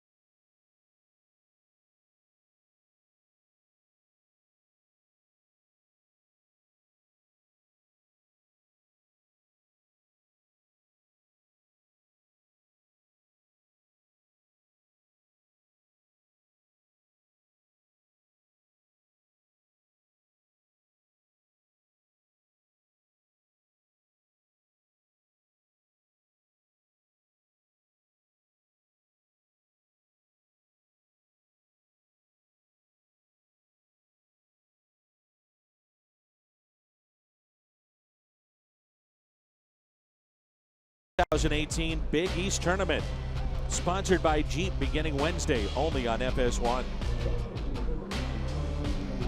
That time of year, Sure March is. Madness, and they had Arch Madness in St. Louis. Missouri Valley Conference. I tell you, college basketball does it up well, don't they? In the month of March, it's really an exciting time, and it's hard to watch a bad game. They're all good. So much drama. Oh, my goodness. It's fun. And a lot of parity in that sport going on right now, too. And I'm a little partial to my alma mater in terms of following, but I just can't watch a bad game. They're all good. Buddy Boshiers, new pitcher. It's Patrick Wisdom, and he hits a high fly ball into left. Didn't catch it. And the catch made out in left. So 1 pitch and 1 out. I mentioned that Michael Wacha actually pitched better than his numbers are going to indicate. He gave up 2 runs in 3 innings. Dakota Hudson, on the other hand, pitched an inning and 2/3 and didn't give up a run. but I would say it was not a good outing for him. So sometimes it works out fairly, sometimes it doesn't. And if you're the evaluator of those guys on the staff of the Cardinals, you're gonna look past those numbers, and your eyes are gonna tell you that, look, Wacha was on it today and Hudson was not. There's ball 1 to Harrison Bader, RBI base hit back in the 3rd. Jeffrey Allen, Buddy Boshiers. Pitch with the Angels, also Minnesota. And Bader skies one into shallow left center. Out number 2.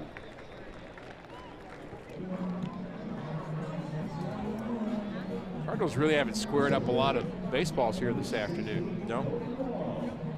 And the Astros can hit, we know that, but they also can pitch, and I'm really impressed by Brad Peacock, who started this game today, had 3 strikeouts and 2 hitless innings. So 2 outs, and here's Colton Wong. Tommy Pham on deck. Cardinals trailing 2-1. A curveball, a beauty, drops in for strike 1.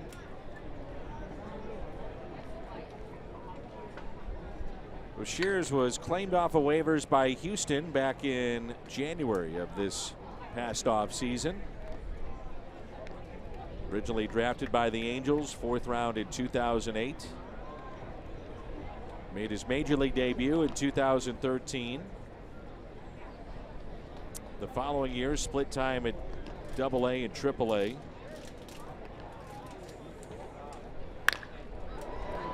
Out to center, a sinking liner and a base hit. Cardinals, we talked about it during the spring, and it seems like we do every spring. Very aggressive in terms of stealing bases. Right. But it doesn't necessarily mean they're going to carry that over to the regular season, but they're among the league leaders so far this spring training. Well, you like the attitude of running the bases to not just be stolen bases, but first to third, scoring from second, getting good jumps. And speaking of speed, it was Tommy Pham who was posting on Instagram some of his work, and watch this, specific for speed, 21.5 miles per hour. And it did get faster even after that. And this is the aspect of his game he said, I even want to get better at my speed. It's pretty incredible. That day I was on a treadmill and I was doing 9.5 and I thought I was going to fall off the treadmill, and here he's doing 21. I mean, seriously. It's impressive. He's come in great shape. The eyes have been just fine so far, which is always the concern when you talk about Tommy. No balls and a strike. Maybe if I had that harness, Dan, I could do 21.5. Maybe.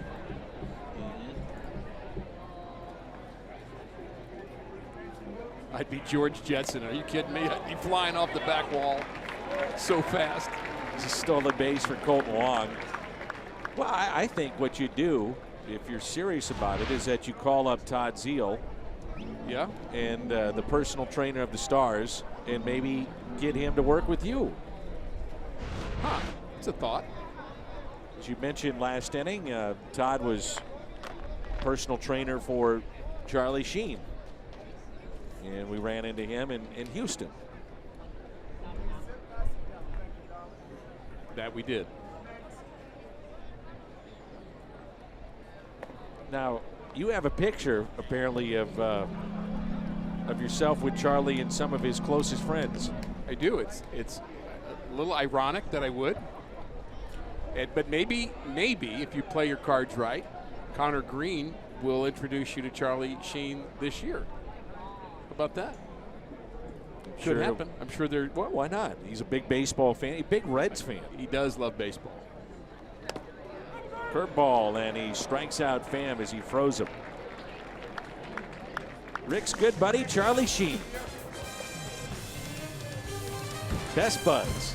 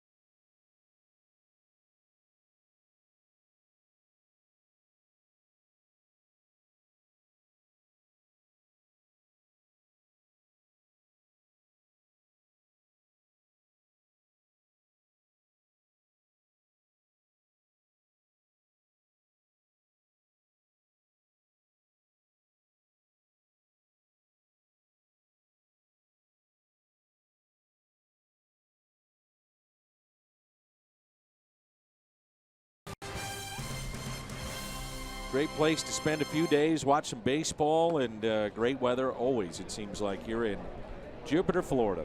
Won't be disappointed. The minor league staff, by the way, talked to John Vooch today. They're showing up in mass tomorrow. The minor league coaches and managers and trainers and the whole staff, they're going to get ready for the players who get here on the 7th.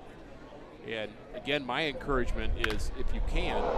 It's off of Green. Munoz backhands throw to first, and they got him. What a play. Wow. Green. Munoz on to Wisdom at first.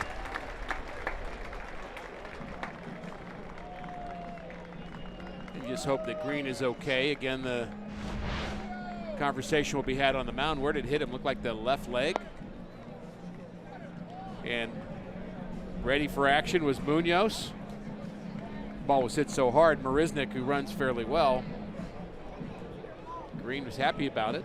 And seems to say that he's okay, but he'll get a Cardinal athletic trainer to verify that. Sometimes that doesn't hurt at first, and then it tightens up a bit. One more look. No time to react.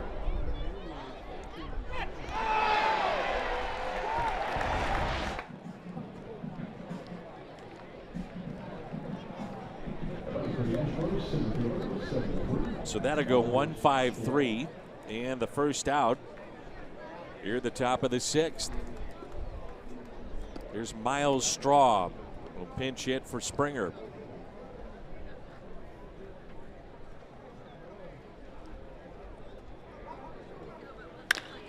And a line drive base hit into right field.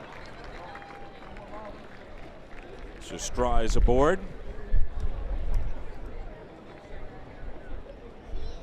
But if you do come down to spring training, Dan, I always suggest to come down when you get a chance to watch the minor league teams play as well. You can come early in March if you want, but the games will start about the 12th or the 13th, somewhere around there, and they'll have some camp days where they play against each other. But you can go onto the backfields here.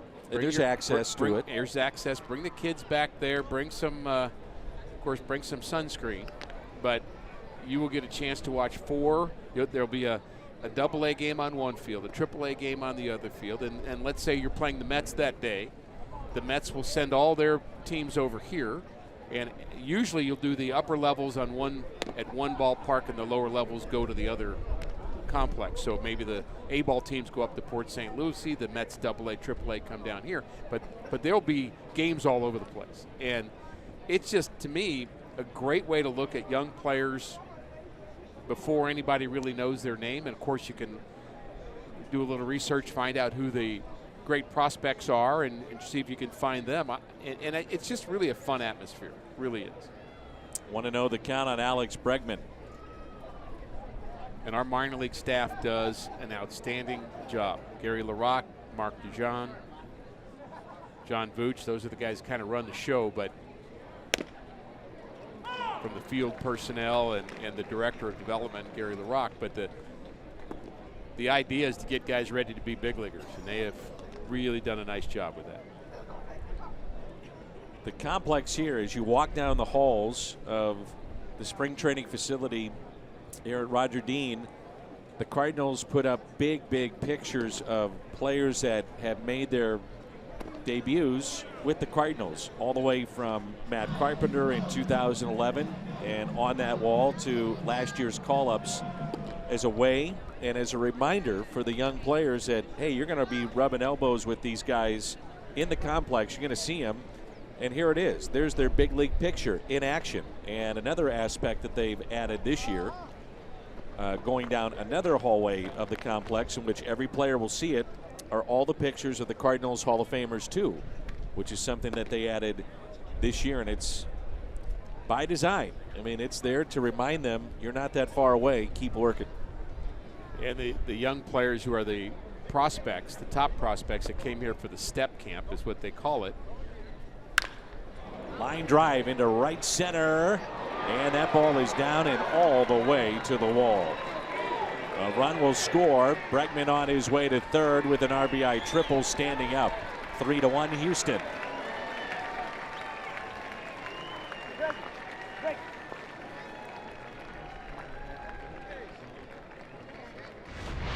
Bregman rudely interrupts our story by hitting a line drive into the right center field gap. There's the attempt in center, and it goes all the way to the wall.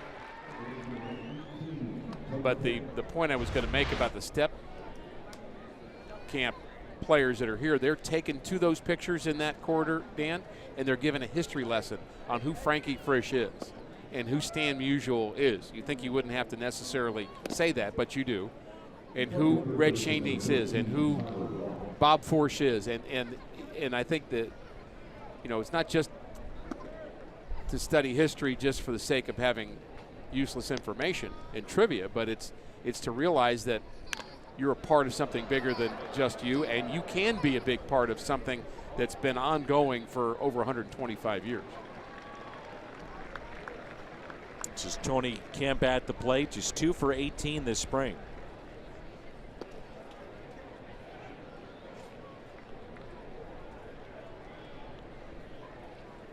Infield is in, and a little bouncer right side that finds a hole, and a base hit into right to make it 4-1 Houston.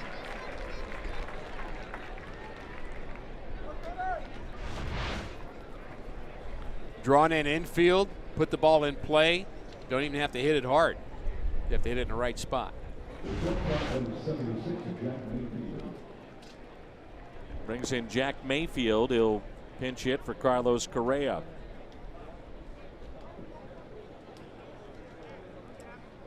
Correa had a nice day. He was on base 3 times, scored a run.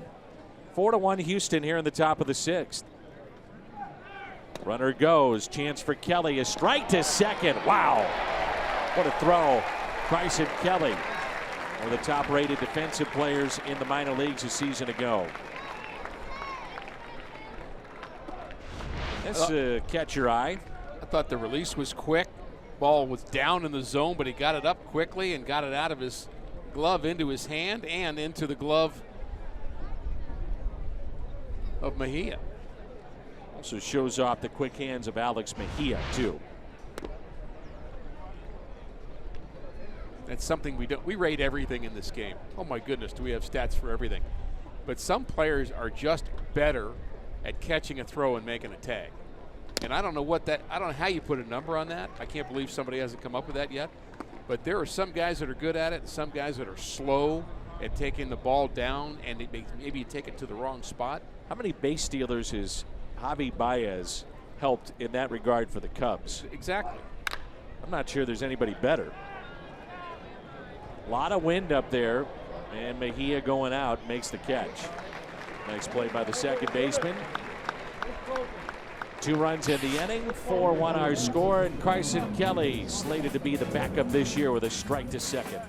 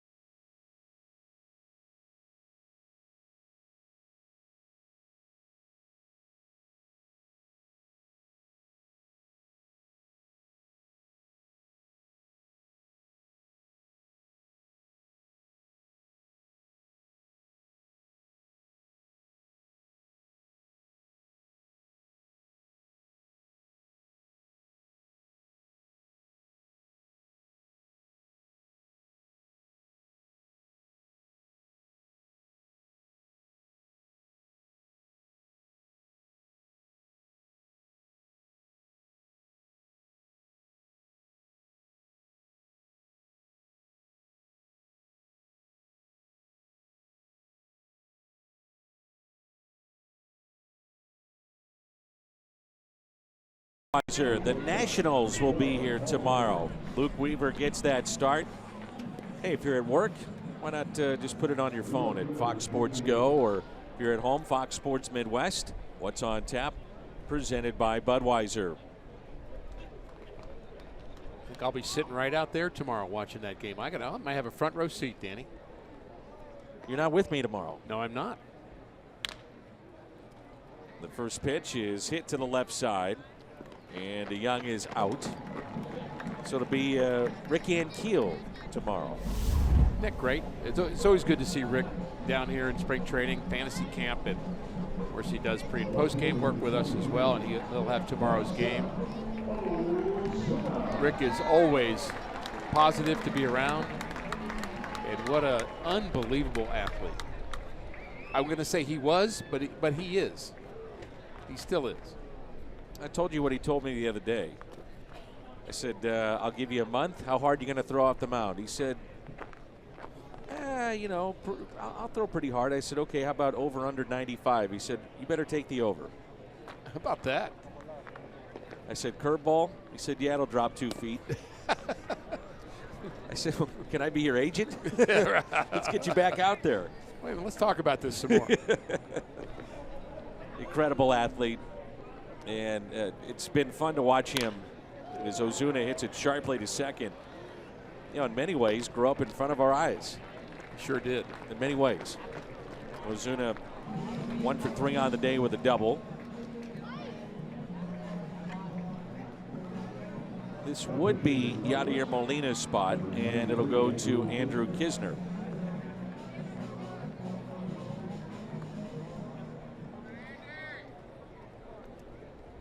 That's what's kind of fun for me. I did Rick Ankiel's, as a broadcaster, did his first game ever as a pitcher in Montreal. And then I called his first game back as a position player in St. Louis in a home run off of Doug Brocail and the Padres in a memorable night, one of the great moments we've ever had at Busch Stadium 3.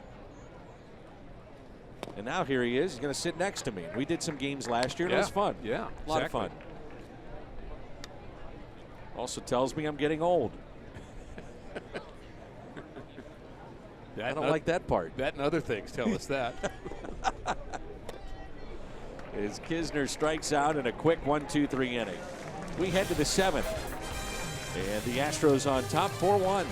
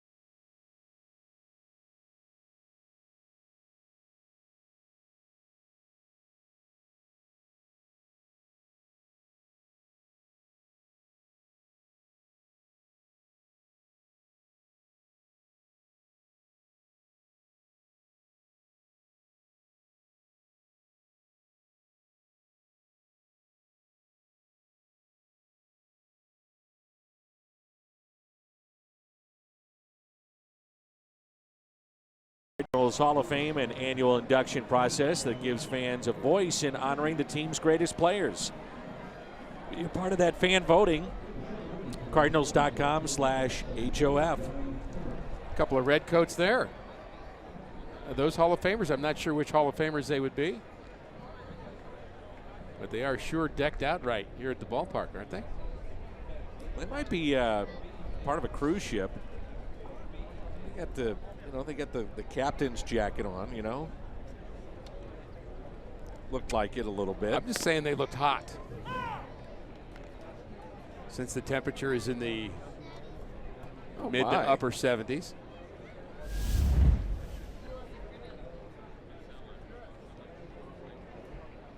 Let's just say they looked very warm, Dan.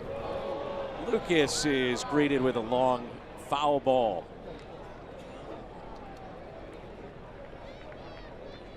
Every year at the induction ceremony, there's the Redcoats. They're there, big Cardinal fans that come every year, and they've got the Redcoats on.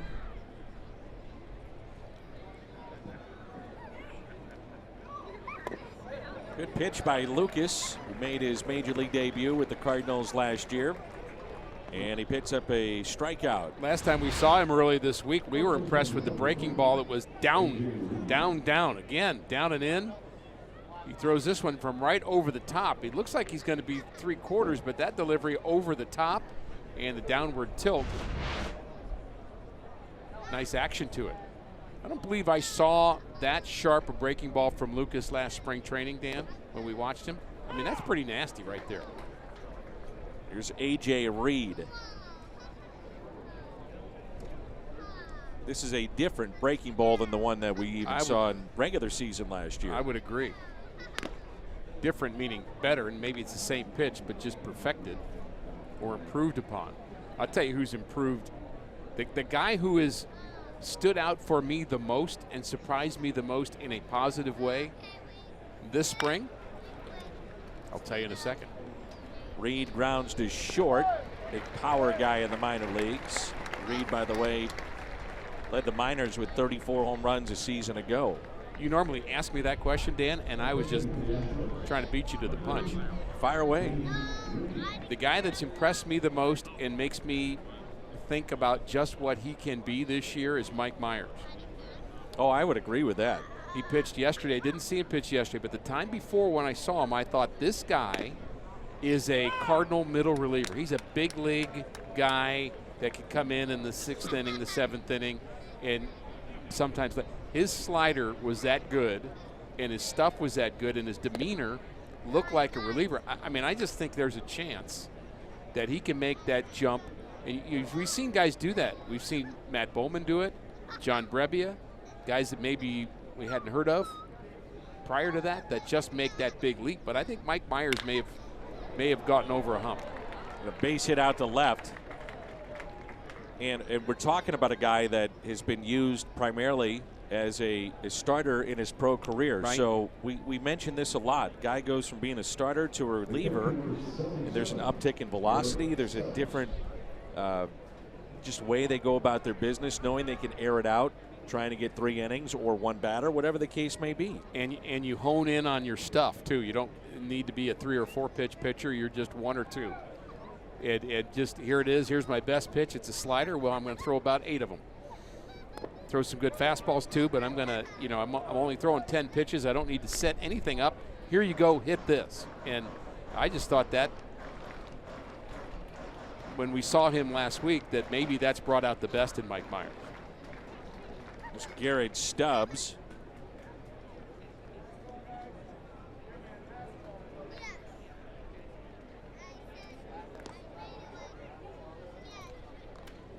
Graduate of Torrey Pines High School in San Diego. If I grew up in Torrey Pines, I'd probably be a golfer. No kidding. Was at AAA last year for just 23 games. That's Fresno for the Astros.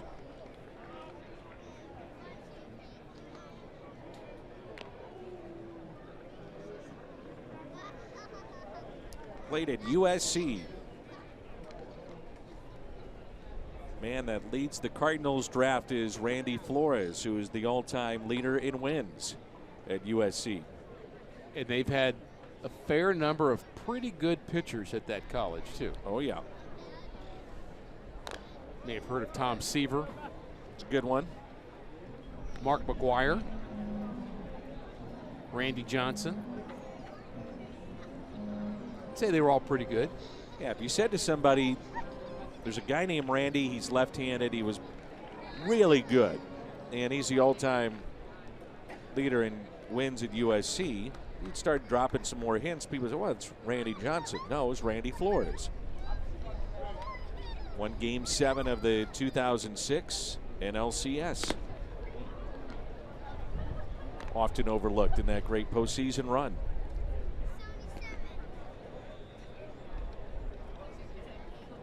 Two and two the count. Rod Dedeaux, the late Rod Dedeaux, was the legendary coach there at USC, and just a wonderful gentleman. Had a chance to meet him a couple of times out in LA.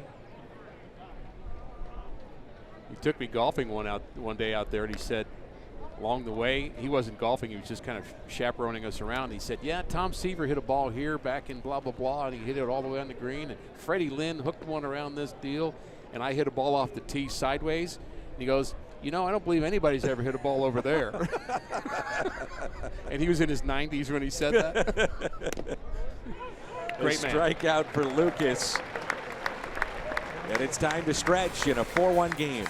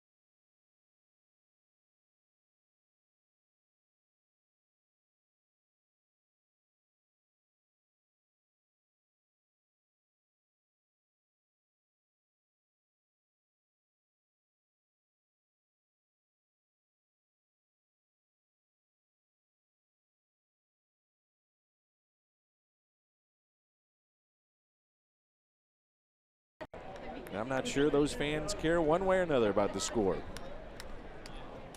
They are enjoying the experience, and there's something to be said for that in the game of baseball. You want your team to win, of course, especially starting in the 1st of April, actually this year in late March. But there's something to be said about just enjoying your time out at the ballpark. And if you've not gotten your tickets yet, Cardinals.com, you can get your single game tickets. You can make sure you're at the ballpark when your favorite team is in town, your favorite player from other teams, and of course a chance to look at your 2018 St. Louis Cardinals. So get online, get your tickets. We'll see you at the ballpark. Mentioned that Kelly is penciled in to be the backup to Yadier Molina. Talking with Carson before the game today, he said Yadi has been nothing but upbeat, positive, helpful. Those two have forged a nice friendship, which oftentimes is the case with the backup and the regular. I won't say the specifics because it was a coach-player conversation, but Carson Kelly went up to John Mabry at the batting cage after his round, and he was asking him some questions. And one of the things that, you know, I noticed this about him already, it's pretty easy to tell, but he's a likable, teachable kid. That's what I mean, kid. He's a young man, but young player. And I just liked the way you approached John Mabry and was wanting to get better, wanting to learn. And, you know, you could say Yadi's been good to him, but you got to be teachable and ready as the young player, too.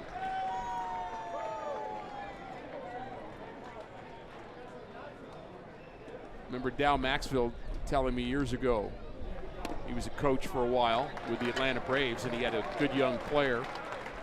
And he went up to the young player, Dal Maxfield, one of the great shortstops in Cardinals defensively. And he went up to the young player, and he started to tell him, and he goes, "No, that's not the way I do it. Leave me alone." And so that's what he decided. I don't like coaching anymore. Talked to Carson about his relationship with Yadier Molina and how those two are starting to come together. Just be ready for every opportunity. He's been so great to me, and you know, helping me through my transition through, I mean, being a catcher, and you know, finally getting to the big leagues. And you know, it's been a great ride, and I'm excited to be with him for the next few years. Well, pretty good guy to learn from in Yadier Molina, no question about it. So Carson draws a leadoff walk. Jairo Munoz at the plate. Inside, second inning of work for Mike Hochschild, 28-year-old from Dayton, Ohio. Has just a little bit of major league service. He's a former 33rd round selection, as he made it to the major leagues with the Rangers a year ago. I think Carson Kelly, Dan, represents a very good plan B at the moment for the Cardinals. Absolutely. I think the problem would be tougher if you were talking about a guy in Carson Kelly who hit 35 home runs in AAA and drove in 120 runs and, you know, was 21 years. I mean, I just think that'd be different. He's a good player, good hitter, but I think he just deserves to be in the big leagues and let him get his experience here at the big league level. You know, the idea that you want to send him to AAA and keep, I just think that ship has sailed for him. I think he just belongs in the big leagues, and if he doesn't play all the time, that's okay. He'll get his chance, but you're not retarding the growth of a guy, again, that's going to be your middle of the lineup hitter probably. I'm not saying he can't, but I wouldn't think he would project that way. So I think it's the right move to have him as a great plan B at the big league level. There's Patrick Wisdom. He had the 31 home runs last year at Memphis. He's playing first base today with Munoz down at third.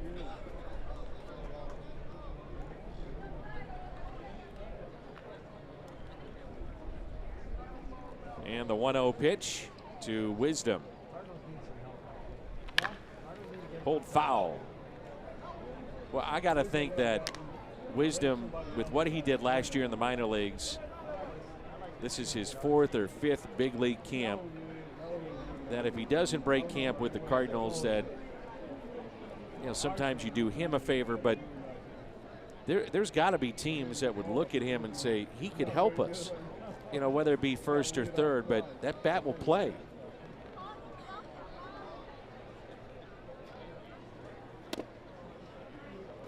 Well, the knock on Wisdom has been the high strikeouts. That's an issue. But good defensive player, good pop, high average. I agree with you. Some team could use Patrick Wisdom, and I think they're just trying to figure out how to get him on the cheap right now. He was left unprotected, so they could have had him. The 2-1 is lined out to left, sinking, and a diving catch in left field.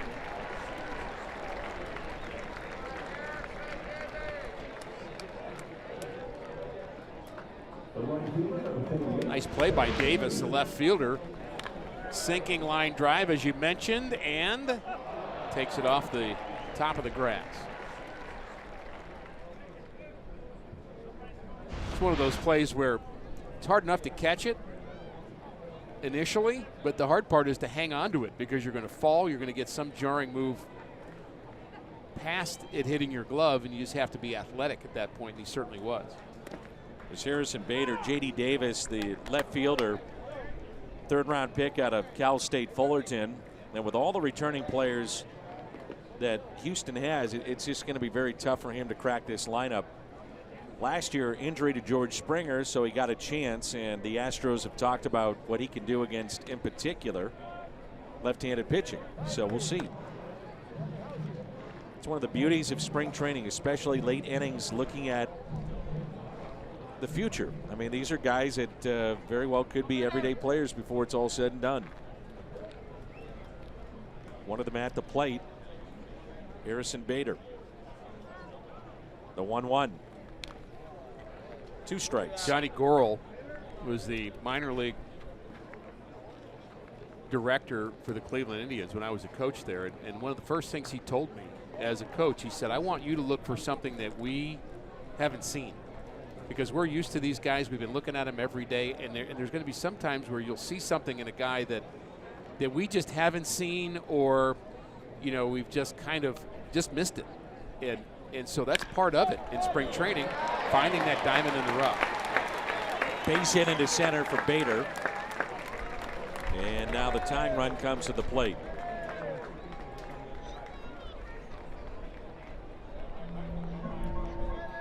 It'll be Oscar Mercado.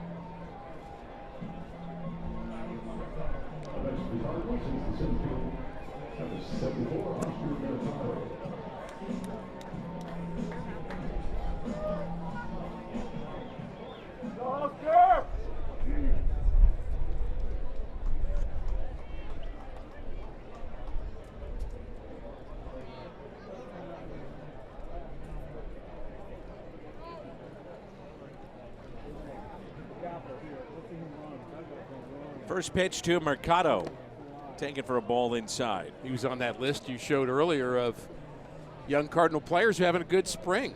Not just swinging the bat well, playing good defensively. Really a center fielder now, came up as a minor leaguer, but he's swinging the bat well and stealing bases. Mentioned he's very light on his feet. That has been clear.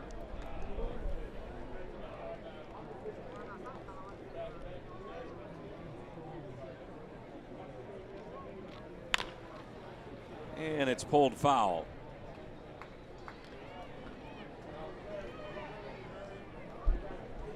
Moved from Colombia with his family when he was 8 years old.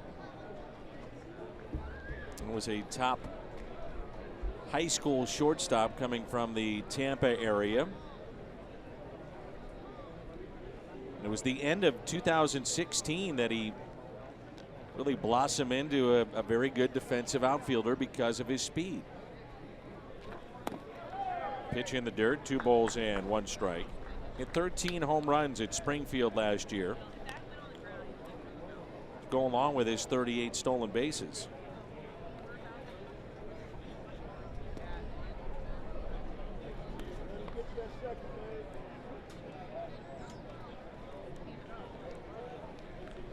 And a 2-1 pitch to Oscar Mercado. 2-2. His confidence has really grown this spring. I think being invited to big league camp, he believes, and we've talked about this a couple of times in the early games here, that he's just disappointed in the start that he's had as a professional. But last year, Arizona Fall League, made a lot of progress, and I think his confidence is higher. Outside corner, Cardinals strand a pair.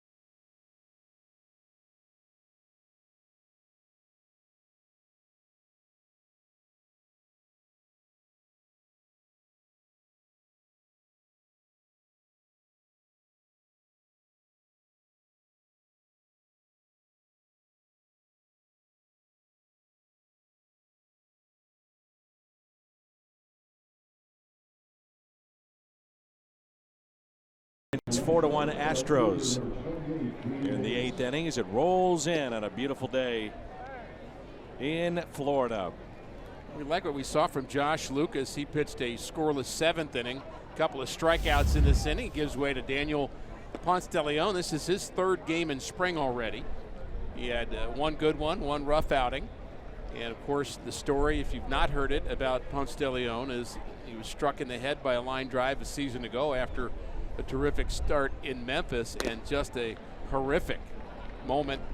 And his recovery was in question. They wasn't sure how well and how quickly he could recover and whether he'd play baseball again. But here he is pitching this spring. It's to me, it's a great story, and it's been fun to get to kind of watch him develop.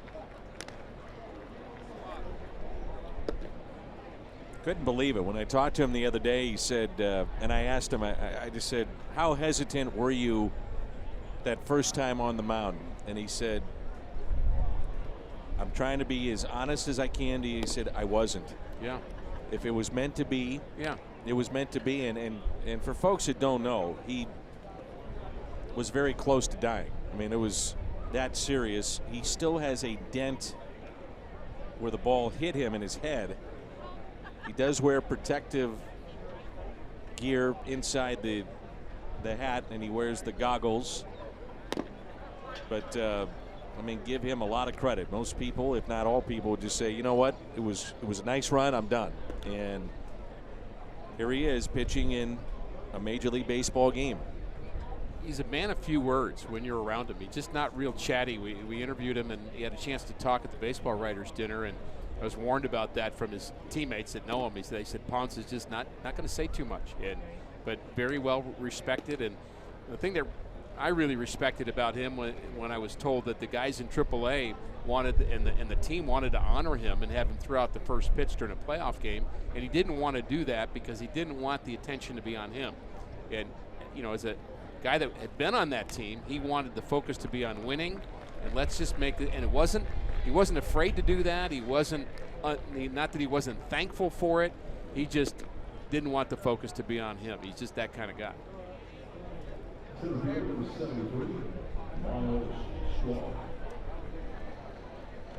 It brings in Miles Straw,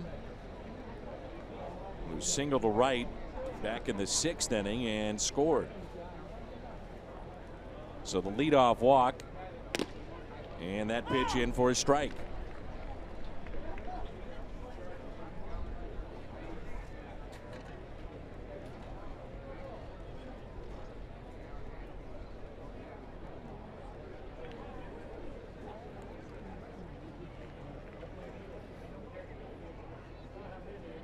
One pitch, now 0-2.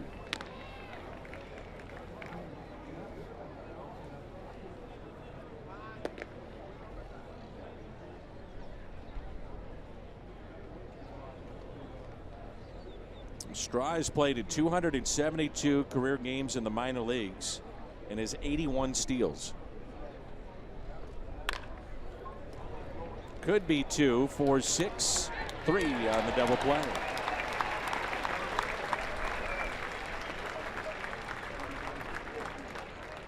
Cardinals are pleased to offer fan-friendly values throughout this season. If you're looking for ways to save some cash or find a great value at the ballpark, make sure to check out the Fan Value Corner at cardinals.com/values.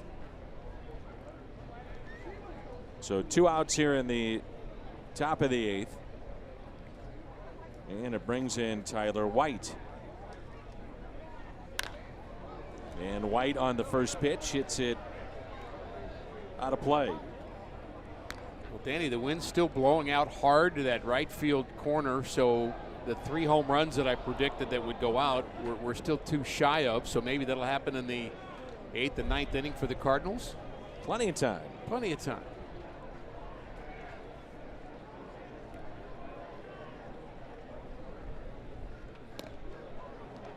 Mention how we've had such good weather down here. One day it rained that I can think of, and that's been it. Can you think about what bad weather can do to a spring training? Oh boy. I know there was a year, and I don't know if it was 89 or 90. I believe it rained for 8 or 9 straight days down here, and you just literally could not do any work outside. So you're hitting in cages. You're throwing, you're pitching off the mound in a cage, trying to simulate work. You're trying to take ground. I mean, you just can't do it. You do the best you can, but spring training you can't afford, because you're trying to build up. And if weather cuts into that, it can be a real problem getting pitchers ready to throw 70, 80, 90 pitches by opening day. That's a progression. And if you miss a day, you feel like you've lost 3 or 4 days, because you're really only throwing every 3rd or 4th day, and it just sets you back. And White hits it out of play. Saw some big league time last year in 22 games. Hit .279 with 3 home runs. Played 4 years at Western Carolina University. And soon enough, he'll have a ring with his name on it.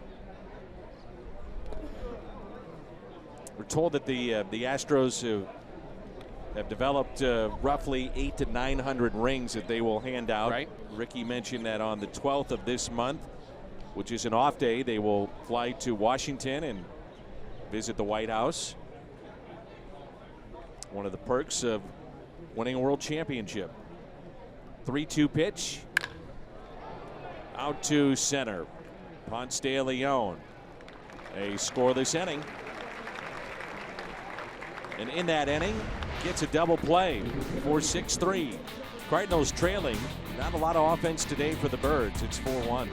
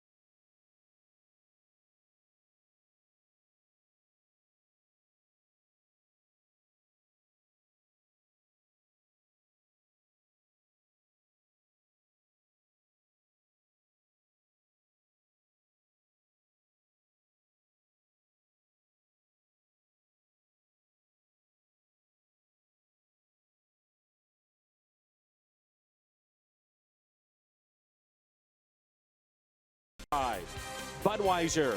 Wherever legendary MLB moments happen, Budweiser will be there. By the Missouri Lottery. Every ticket played gives back to Missouri schools. So play it forward with the Missouri Lottery. And by Ford. Going further so you can. Ramin Goudouin is the pitcher for the Houston Astros. We saw him last Sunday. He pitched the 9th inning of that game. And he got beat around a little bit at the big league level last year, getting his feet wet. A pitcher from San Pedro de Macorís in the Dominican Republic. When you think of that town, which is really not a big city, but if you've been to San Pedro, it's amazing how many big league players have come from that one city in the Dominican, and a lot of them shortstops. This young man could throw hard as Alex Mejia digs in. Average fastball velocity of 95.4 miles per hour. 6th hardest among American League left-handed pitchers. You could probably imagine who was number 1 on that list. One Aroldis Chapman. The average fastball for Chapman was 100.2. Average. That's average. It's incredible. But this lefty's always had high strikeout numbers in the minor leagues, and he picks up a strikeout to start the bottom of the 8th.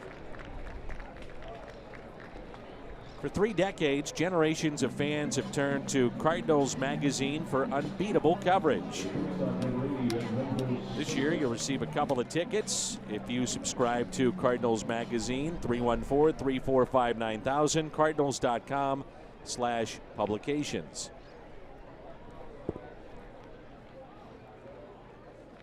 Edmundo Sosa looks at a strike. I didn't think that last fastball looked overpowering necessarily, and I look up on the board and it was 98.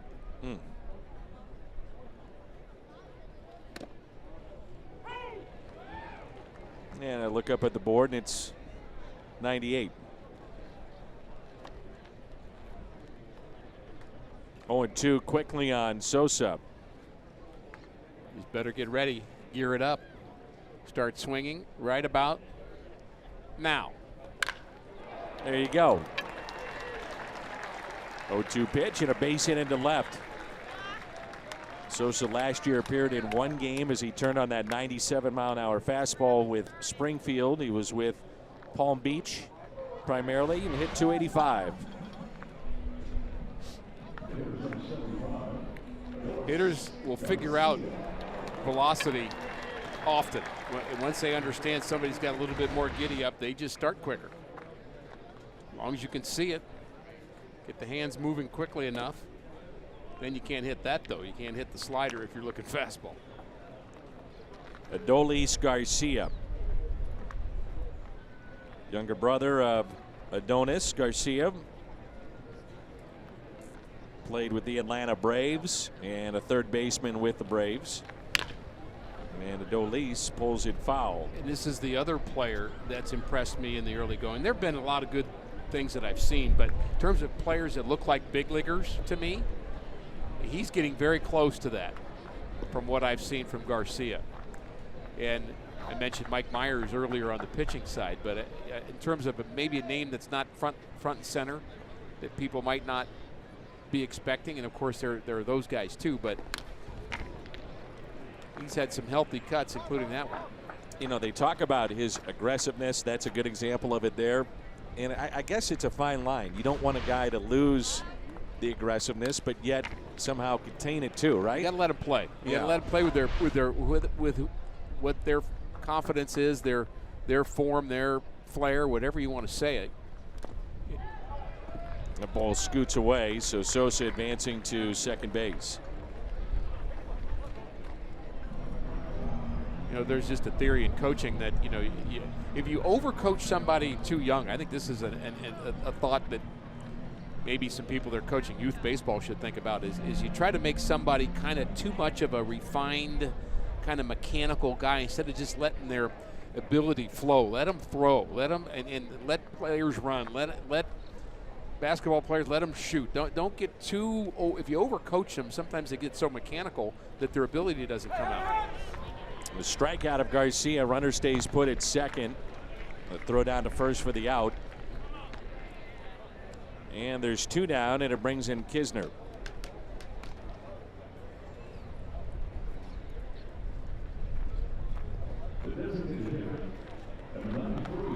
You know, it's a little bit counterintuitive, though, isn't it, Danny? You think about it like, you know, your kids are young and they're good athletes, and you're thinking, well, you want to coach them, and that's how you want to help them by coaching them, and sometimes you just help them by letting them play. Let them play. And then maybe, you know, pick your battles. That's the best way to put it. Pick your you pick the important battles. Yeah, but you see something that, you know, needs to be addressed. One of my great coaching tips came from my grandmother when I was a kid playing baseball. Her deal was, I had a bad game. I know that's hard for you to imagine as I start the story with that. Had a bad game, and I walked off the mound or walked off the field and had my head down. And my grandmother picked her spot. She came to all my games but never said anything. But that day she said, I don't ever want to see the top of your head ever again on a baseball field. And I can tell you that I remembered that from the age of 11 all the way through the big leagues. When I had a bad game, and I had many of those at that level, I made sure that my chin was up, my head was up, and I was looking up in the crowd as I walked off instead of putting my head down. And it was just a demeanor coaching tip that came from a lady that cared about her grandson. Mm-hmm. So, and I'll never forget it. But she picked her spots, and I think that's what you have to do. And her theory was, if I put my head down, then that negative attitude will fester and get worse the next time. She was a wise lady. Very much so. I mean, you hear that all the time now with coaches. And don't let that fester. Don't let it permeate with your teammates. And I mean, you've already had a bad game. I mean, if you think negatively, persistently afterwards, now you're affecting the next game. Right. So end it, move on. End it, move on. 1-2 the count on Kisner. With Sosa at second base and a call, third strike. We're through 8, and the Astros have the lead. It's 4-1.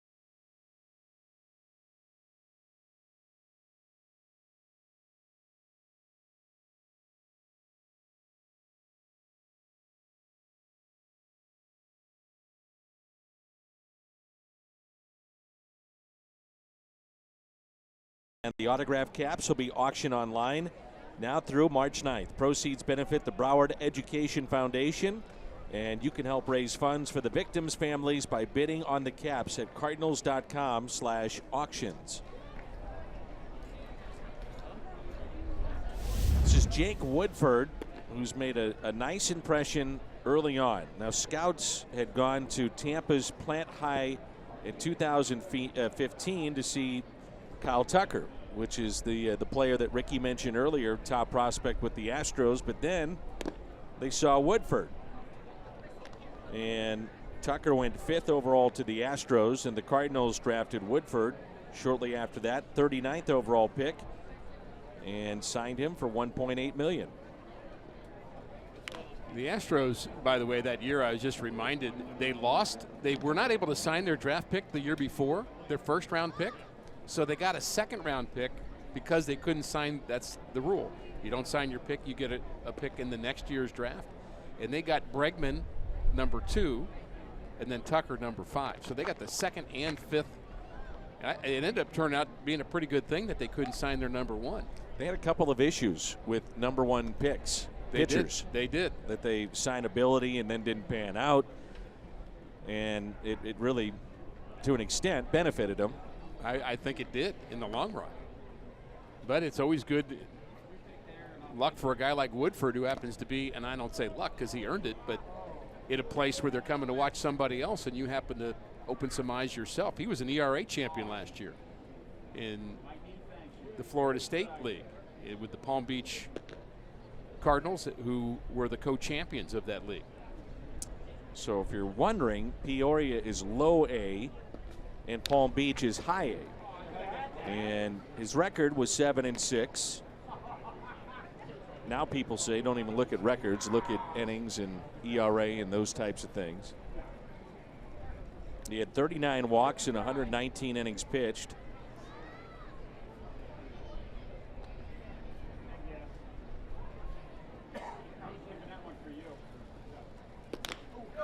And a grounder that's pulled foul.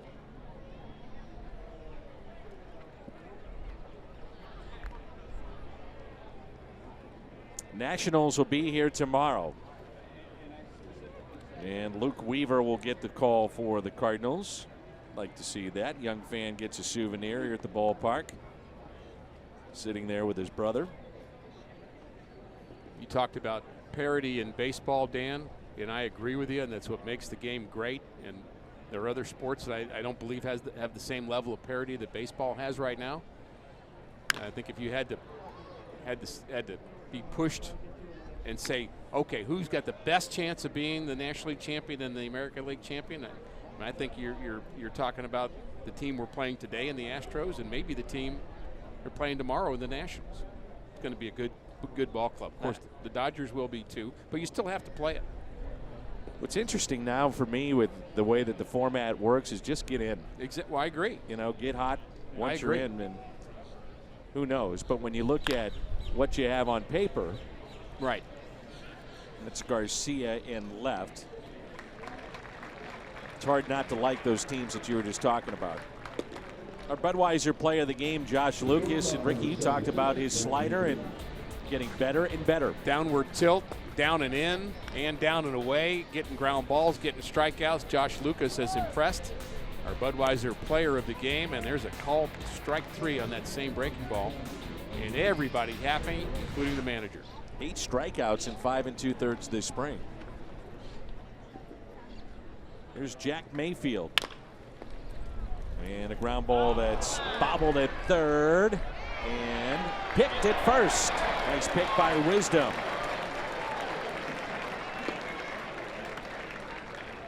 See Mayfield, he wears a helmet with the protective gear in the front, and we were talking about Daniel Ponce de Leon and the ball that hit off his head. For Mayfield's scary situation, he shattered his left orbital socket when he was hit with a pitch below his left eye. That was in August. So, you know, a couple of guys that have played in this game with some scary moments. There's John Kemmer. And there's a young man that was undrafted out of Oklahoma. And he hadn't appeared in big league camp until this season. He's now 27.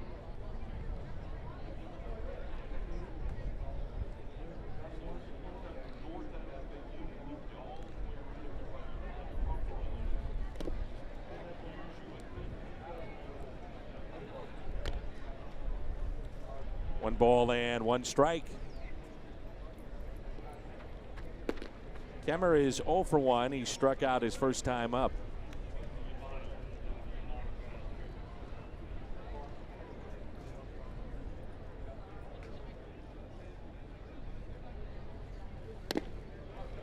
Good tailing action on that pitch.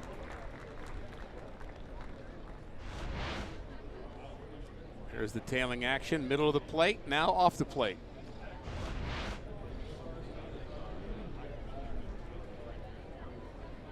Kemmer's been in the system of the Astros for 5 years. Minor league outfielder. And he looks at a called third strike. And with that, it sends us to the bottom of the 9th, and the Astros leading by the score of 4-1.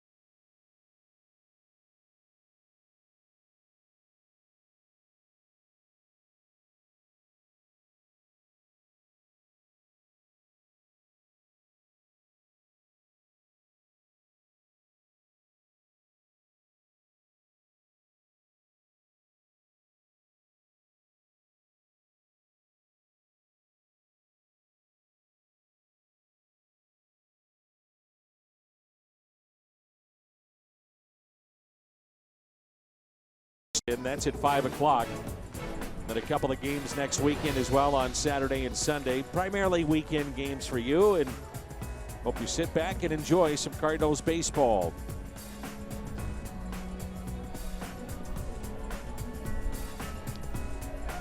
Brendan McCurry is the new pitcher.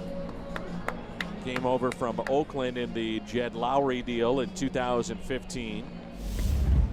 And last year was called up to AAA Fresno, went 4-2 as he appeared in 35 games as a reliever. And greeted with a sharp foul ball off the bat of Francisco Pena, the son of Tony Pena. Jose Oquendo has grabbed the glove. He is now protecting down the left field line. He just gave it back to him. I think he thinks, I can use this glove a little better than you can. I wouldn't argue with that. I wouldn't either. Jose's teaching even how to protect the catcher. The ball got past him, so the pitcher standing there was a little slow, and Jose said, hey, if you're not going to do it, I'll do it. Curveball, and it floats in for a strike. So 3 pitches and the first out here in the bottom of the ninth. The secret weapon. So the secret weapon's down there, and so is the pitcher. And here's the ground ball hit hard, and oops. Not a very good play on the backhand, and Jose said, here, I'll help you. Here's how you do it. See, you got to get a good jump. Be ready. Always be ready. See? Ball's your feet. Oh, I love it. Oh, let's see how he does. There we go. There we go. He got it. The catcher's happy. You bet. Thanks for the protection. Of course, you catch the easy one. Now he's telling Jose, see, you just bring it into you. He's a little, you see, he's on the back of his, yeah. Not on the balls of his feet, though. Got to get ready. He's not ready. And the happy teacher. I love it.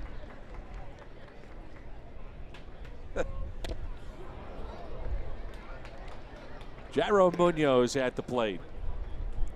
1 for 3 with a double and a run scored today. 4-1 our score. No balls and 2 strikes.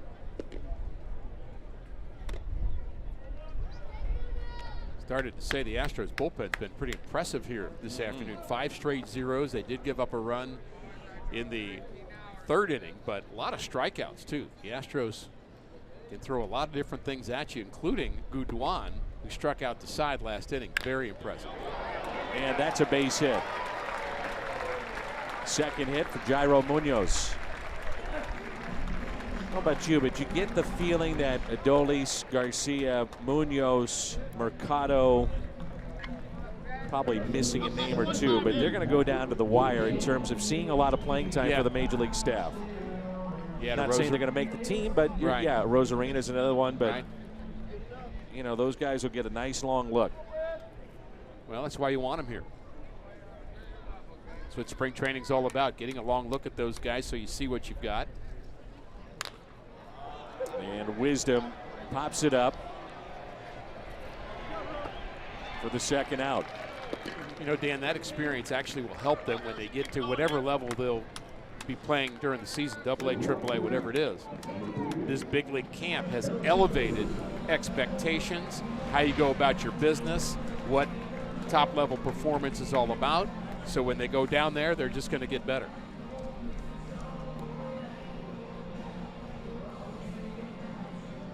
That is a good look. Cameraman right on it. He's been around. You're not going to fool him. That's Will down there in our camera well. Will's from Puerto Rico, by the way.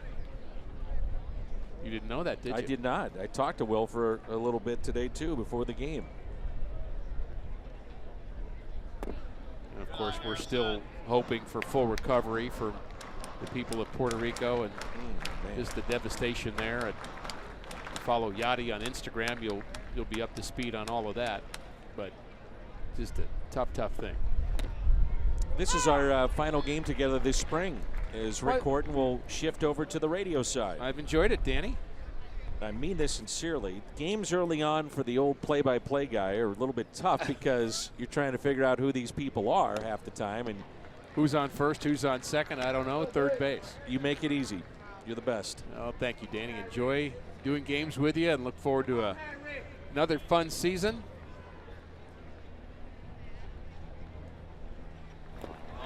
A swing and a miss. Bader strikes out, and the game comes to a close.